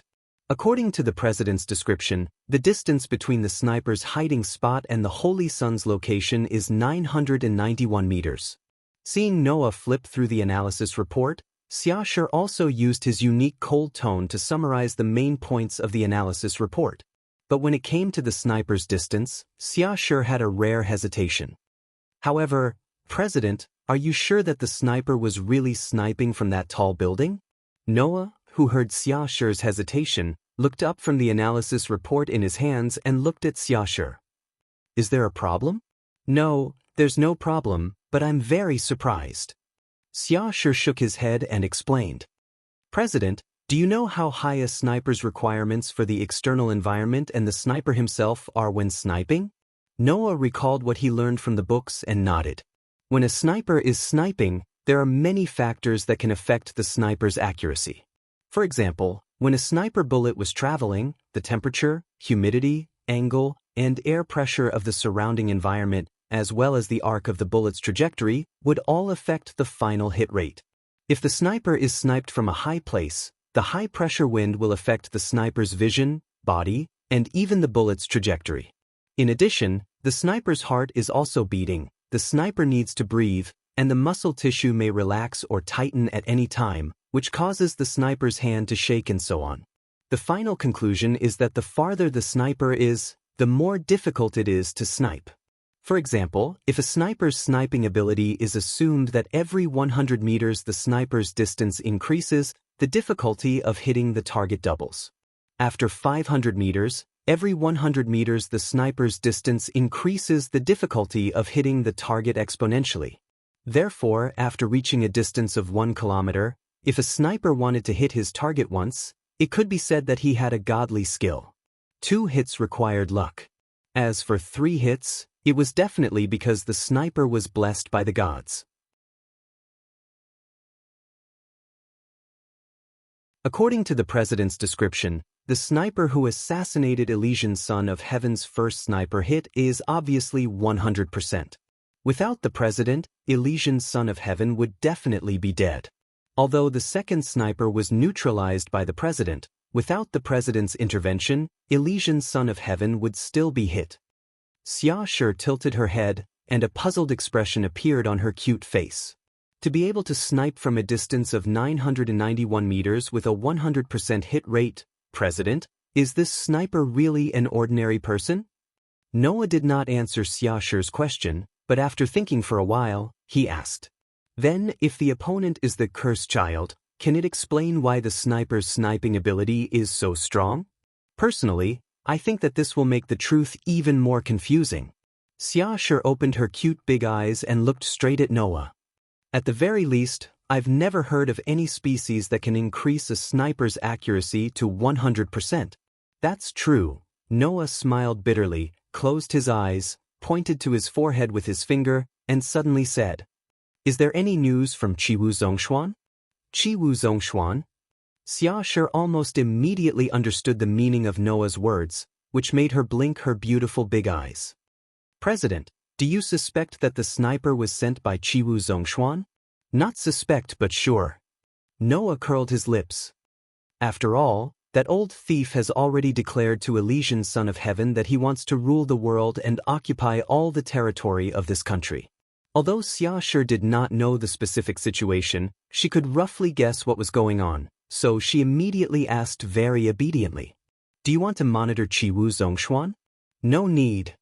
Noah didn't even think about it and directly waved his hand to reject. Since that old guy dares to make such a blatant declaration, it means that he has long been prepared to be suspected.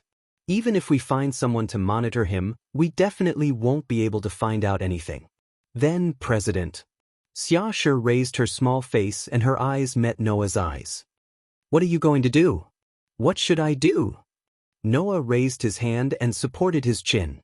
His gaze seemed to be able to penetrate space and cast on a certain behind-the-scenes mastermind. The corners of his mouth slowly rose.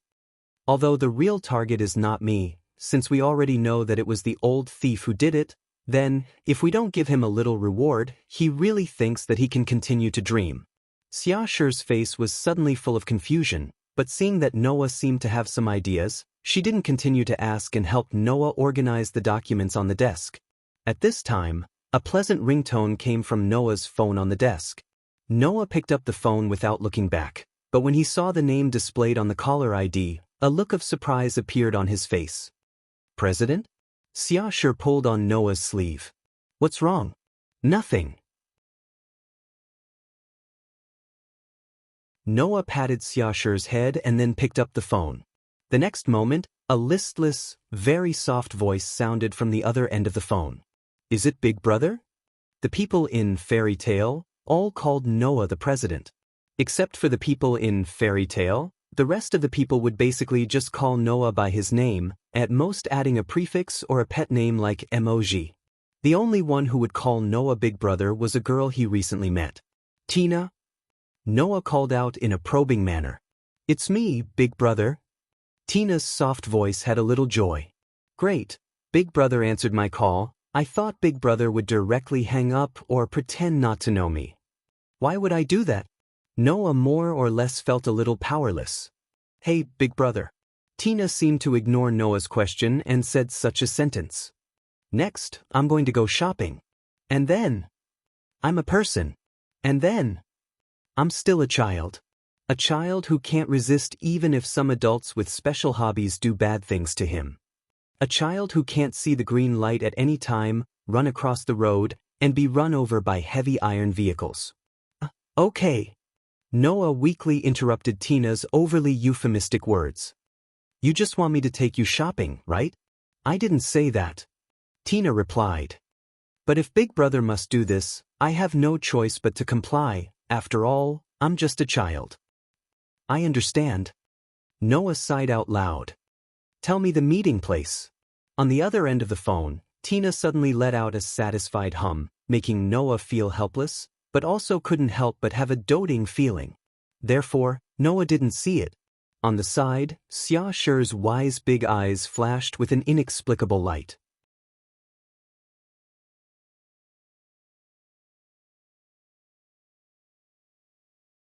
Chapter 128.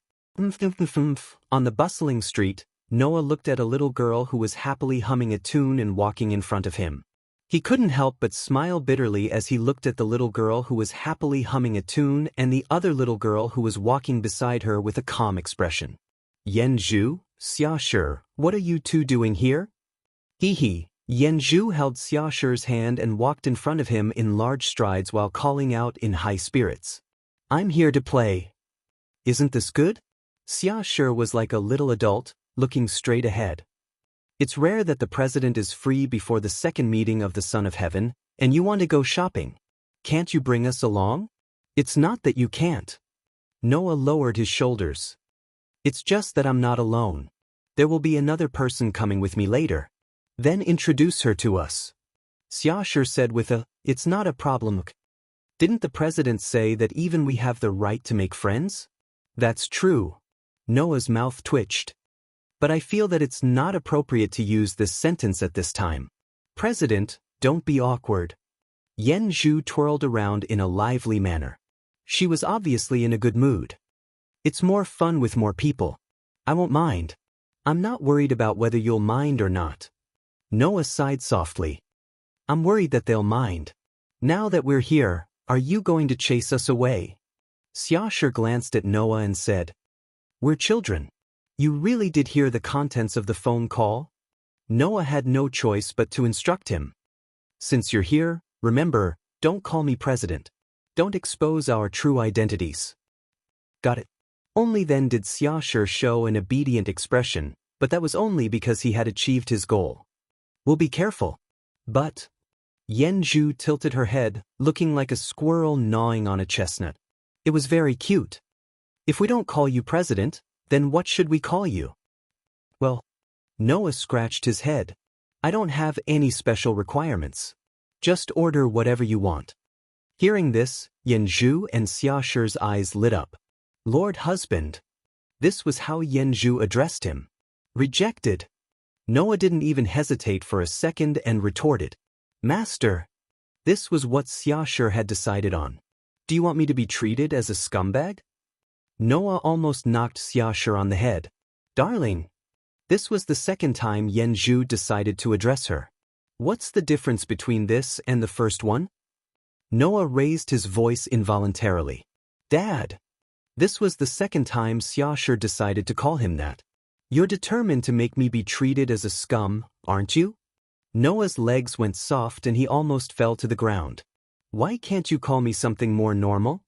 In the end, Yanzhu and Xiaoshi seemed to be enjoying themselves. They used all sorts of names to challenge Noah's bottom line. No matter how much Noah loved these two girls, he had the urge to lock them up in a dark room for 2 days to reflect on their actions. Amidst their banter, the three of them arrived at the gathering place. At first glance, Noah saw the sleepy girl. Today, Tina didn't wear her sloppy pajamas. Instead, she wore a small dress and a small jacket. Her long silver blonde hair was neatly combed, and it shone beautifully under the sunlight. Unfortunately, Tina's adorable face still had a sleepy expression on it, as if she had just woken up. Her eyelids were blinking, and her little head was nodding, as if she had fallen asleep while standing. Seeing this, Noah face-bombed. Could it be that this girl has been playing games and watching TV all night? While he was talking to himself, Yanzhu and Xiaoshi had already arrived in front of Tina. They looked at Tina, who was nodding her little head as if she had fallen asleep. The two of them looked at each other and circled around Tina. Oh, there's someone like Rentaro who has mastered the special skill of sleeping standing up. Although I know people like this exist, this is the first time I've seen a real person like this. Won't she suddenly collapse while sleeping like this? Maybe if Yanzhu pokes her, she'll collapse. Looking at how Yanzhu was about to poke Tina, Noah hurriedly stepped forward to stop her.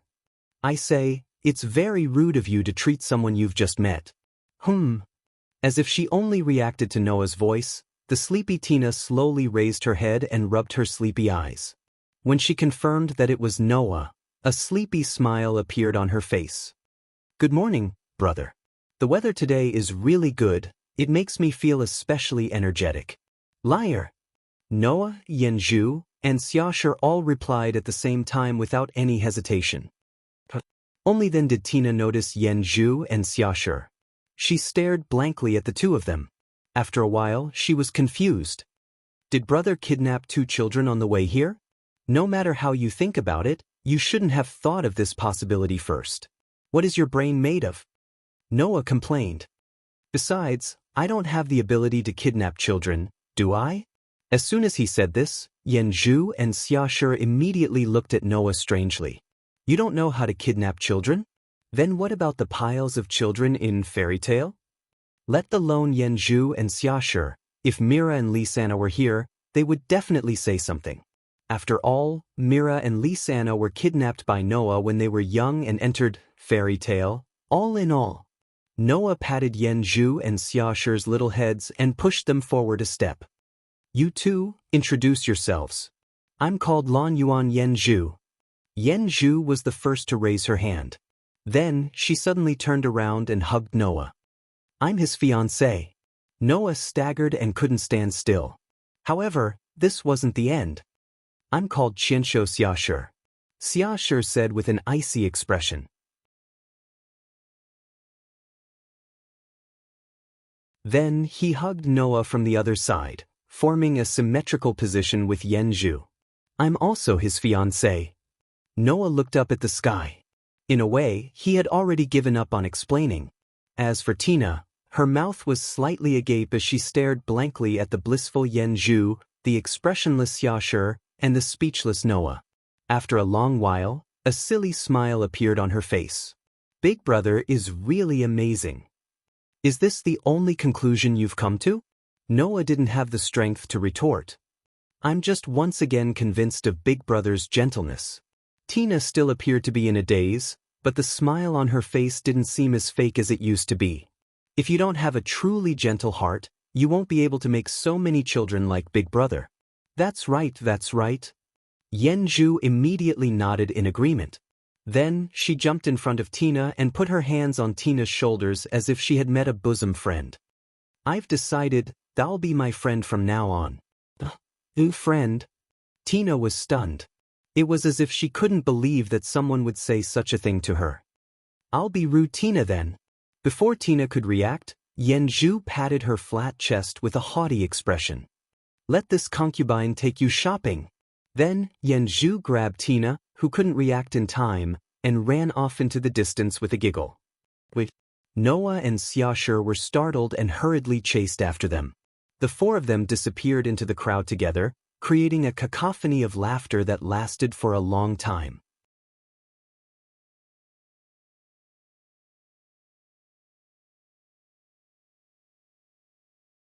Chapter 129. Women were able to show enthusiasm that was completely different from usual when they were shopping. Noah had heard this from other people more than once, and he had also seen it in books more than once.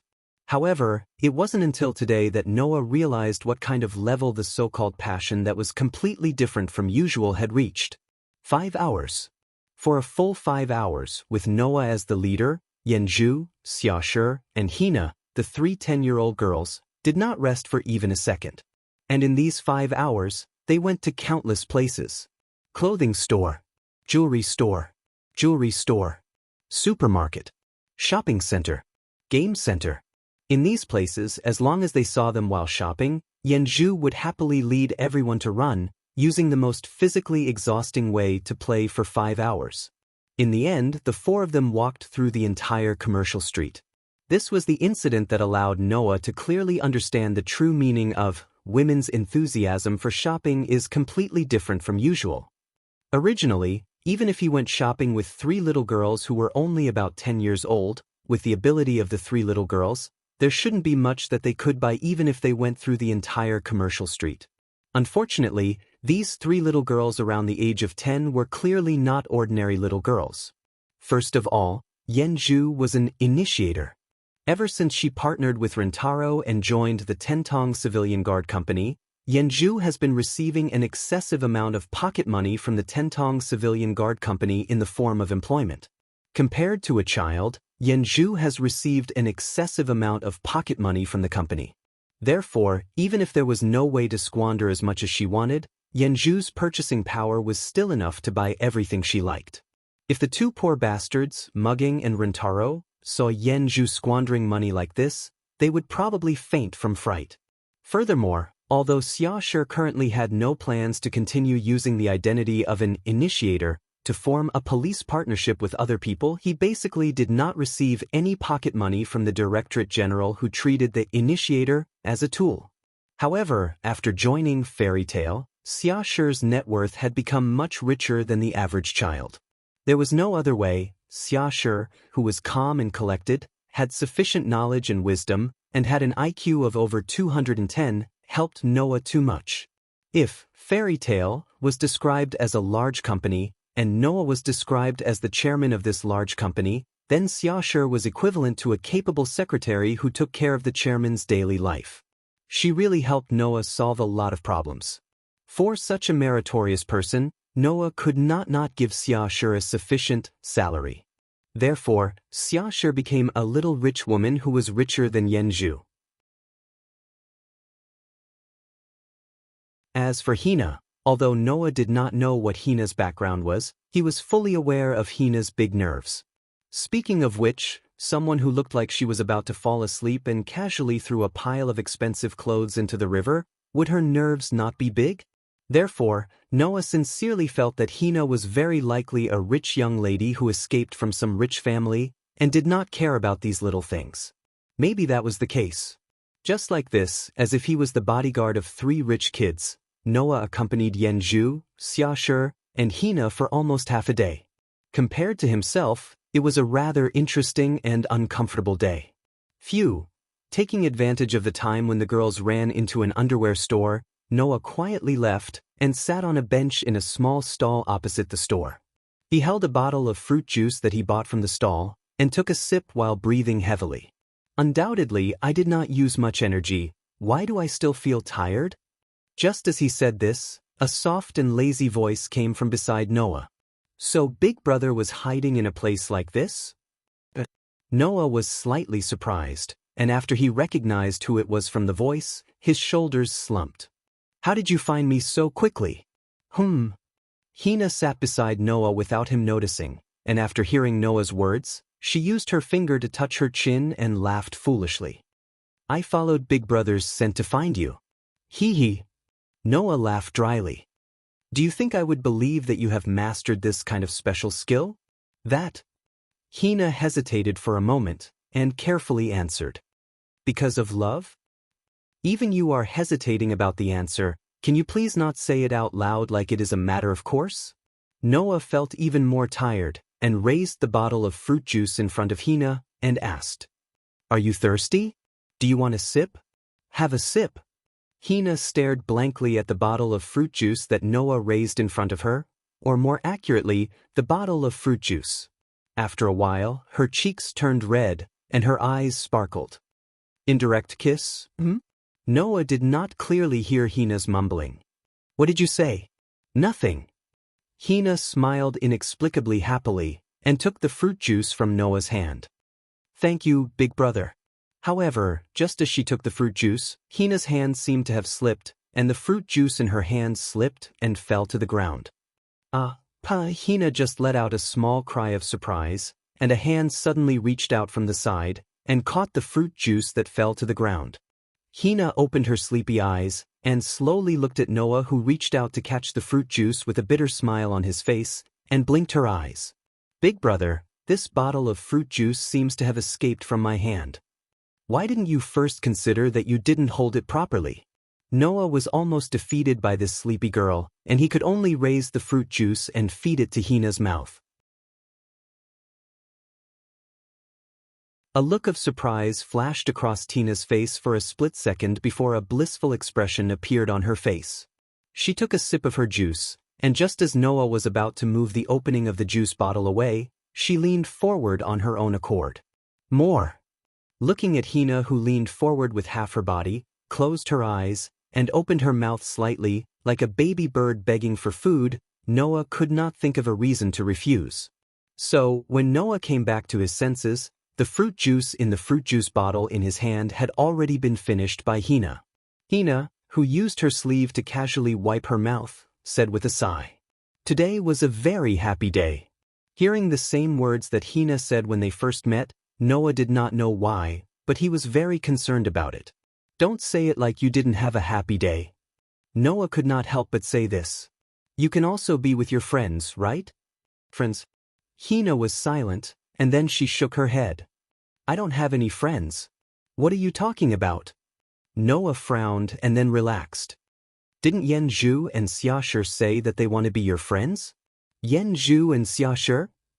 Hina looked at the store across the street, and the smile on her face began to fade. Noah was stunned. Yanju and Xiaoshi are good kids. At this moment, Hina's expression was a little sad. But I am a bad kid. Silence suddenly fell. Ring, ring, ring. At this moment, a loud ringtone came from Hina's pocket, and Hina's expression froze. She hurriedly took out her phone, hung up the phone, and jumped down from the bench. Before Noah had a chance to react, Tina had already turned around. Sorry, Big Brother, I have to go. After saying this, Tina ran out of the room. Wait. For some reason, Noah subconsciously called out to Hina. Hina stopped and turned around, and her face showed a very distant smile that could not be ignored. "I hope to see you again, big brother." After saying this, Hina turned around and rushed into the crowd. Noah stood up and looked in the direction that Hina disappeared, and an indescribable feeling emerged in his heart. Intuition told Noah, "The time to meet Hina again will come soon."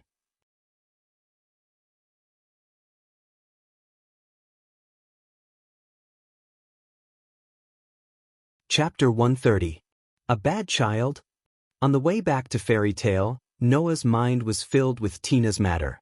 Even if no one specifically reminded him, and Tina did not specifically tell Noah anything, Noah could faintly feel that something was wrong with Tina. This child seems to be someone with a lot of stories. They had only met twice, and Tina was a very strange person in all aspects, but Noah just couldn't help but feel an inexplicable sense of concern for Tina. It was not that he was curious, but Noah really wanted to know what secrets this little girl who seemed to be sleep-deprived all day long had. It was just that Noah always had a feeling. If he did not care about this mysterious little girl, he would definitely miss something. It was because of this feeling that Noah was very concerned about Tina's matter. Although it was just a feeling, Noah trusted his own feelings very much. Not to mention other things, Noah's superhuman senses, in fact, in the end, could be considered as a feeling similar to a sixth sense. Moreover, before coming to this world, Noah had inexplicably trusted his own feelings more than once, and in the end, Noah's feelings did not disappoint him. Therefore, Noah felt that it was better for him to pay a little attention to this matter. The next time we meet, I'll ask a little bit of questions. After making up his mind, Noah quickened his pace and rushed in the direction of Fairy Tale. Under Yenju's suggestion, Xiaoshi seemed to want to take a look at the place where Yenju worked, which was the location of Tiantong Civil Guard Company. Therefore, the two of them did not follow Noah back. After entering the outer area, Noah walked alone in the surroundings full of ruins and decayed buildings, which would make timid people tremble in fear. With clear footsteps, he rushed forward step by step. The sky suddenly darkened, and thick layers of dark clouds filled the air, and small drops of rain fell. If it were an ordinary person, perhaps he would have started to look for a place to take shelter from the rain in a panic. However, Noah was still walking in the rain as if nothing had happened. He didn't care about his wet body at all. After all, unlike normal people, Noah had once spent a full 4 years in the deep mountains and forests in order to fully control Crush. At that time, whether it was windy or rainy, Noah would still persevere in his training every day. Moreover, he had not been sick for a long time, so over time, as long as the rain was not too heavy, Noah would almost never deliberately avoid it. As for the problem with his clothes, he could just go back and wash it. Any problem that could be solved was not a problem. Ignoring his wet hair and clothes, Noah continued to walk in the direction of Fairy Tale. The sound of his footsteps had long been drowned out by the sound of the rain, and in the surroundings, only the sound of the rain continued to reverberate. However, Noah suddenly stopped in his tracks amidst the sound of the rain. He slowly lifted his head from the rain, and his dark and deep eyes gradually narrowed. Although it was very faint, Noah still heard a strange sound in the noisy sound of the rain. Wung wung wung. After this kind of sound entered Noah's ears, Noah immediately found the same sound in his memory. Previously, when the Holy Son of Heaven was ambushed, Noah had heard this sound a while ago. Shio. Just after Noah heard the sound that was like a bug flapping its wings in the rain, a faint sharp sound broke through the air, from far to near, from soft to loud, and also into Noah's ears. Almost at the same time, Noah's gradually focused eyes flashed with a fierce light, and without hesitation, he brushed his back, pulled out his gun, turned around, swung his hand, and fiercely slammed it to the side. Quang! Amidst a loud and clear collision sound, the body of the gun that Noah swung to his side fiercely collided with a bullet that pierced through the air. Dazzling sparks were ignited and a powerful shockwave was sent out. Clang! Immediately after, the powerful bullet was directly deflected by the gun body in Noah's hand and disappeared into the rain. In this situation, as long as one was not stupid, one would be able to understand what had happened. After the Holy Son of Heaven's ambush, this time, it was Noah's turn to be ambushed. Moreover, based on the current situation, without a doubt, the sniper was the cursed child who had ambushed the Holy Son of Heaven last time. Noah first closed his eyes and slightly sensed the surroundings. After a while, he suddenly turned his head and looked in one direction. There was a tall building that looked very old and had burn marks everywhere. It was obvious that no one lived in it, standing in the rain. Surrounding it were two tall buildings of the same size, forming a triangle and supporting each other. Noah's excellent sensing ability told him that the sniper was on the roof of one of the three tall buildings that stood in a triangle formation. The next moment, Noah saw a red flash on the roof of the tall building, which also proved that Noah's sensing ability was accurate. That was the muzzle flare.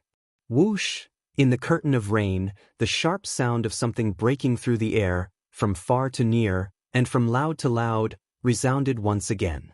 But this time, Noah did not use the method of meeting force with force to resolve the attack. Instead, he lowered his body, stomped his feet on the ground, and shot out like a rocket launcher, turning into a shadow. Against the rain, he shot toward the tall building. Ping dash! Almost at the moment when Noah rushed out, the place where Noah was originally at suddenly exploded, and a large hole was dug out by the anti-tank sniper bullet. In the wind pressure and rain that made people unable to open their eyes, Noah seemed to have turned into a fleeting shadow. With extremely agile movements, he narrowly avoided the obstacles in front of him at an astonishing speed, and with a whirlwind he passed through the ruins. The tall building where the sniper was at was rapidly becoming bigger in Noah's vision. At this time, the muzzle flare on the roof of the tall building once again flashed by. Ping dash! Noah stomped his left foot heavily, causing the ground to crack. His body spun like a top as he dodged to the side at an extremely fast speed. Ping dash! The powerful sniper bullet made a sharp friction sound, and pierced through the ground there. Noah did not stop his body, and suddenly stomped his right foot, and dodged to the other side. Suddenly, a fierce sniper bullet pierced through the sky, and frequently fell in the place where Noah was a second ago. In the sound of explosion, the ground was blasted open one after another. Noah moved in a Z shape, and with a speed that could barely be seen, he nimbly dodged the incoming sniper bullets while approaching the tall building. At this time, Noah's heart gradually had a trace of astonishment. At this time, Noah's speed had already exceeded the speed that the human eye could capture. Logically, if the enemy was a sniper, he should have been anxious because he could not capture Noah's figure and position, but this sniper could accurately capture Noah's figure and shoot. This level of sniping ability, as Xiaosher said, was not something that ordinary people or even the cursed child could do. If a sniper with this level of sniping ability was always active in the dark, not to mention Noah, the life of the Holy Son would be completely unguaranteed. I must take her down. Noah's eyes gradually became cold, and he looked up, looking at the tall building that was getting bigger and bigger in his field of vision, and the muzzle flashes of the sniper rifle constantly flashed on the roof of the building. The next moment he suddenly stopped his footsteps and stopped. Immediately, a storm-like magic burst out from Noah's body, and turned into a shock wave, blowing in all directions.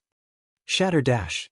With a cold shout, Noah suddenly raised a hand, clenched his fist, bent his body, and heavily punched the ground. Boom! In a corner of the Tokyo area, a thunderous noise resounded throughout the sky. You're tuning in to the Dreamy Chapters YouTube channel. We're so grateful for your support, and don't forget to subscribe to join us on this incredible journey through captivating stories. Your generosity through donations truly makes a world of difference, as it's the primary source of revenue that allows me to expand and enhance this channel for you. Thank you from the bottom of my heart for being a part of this adventure.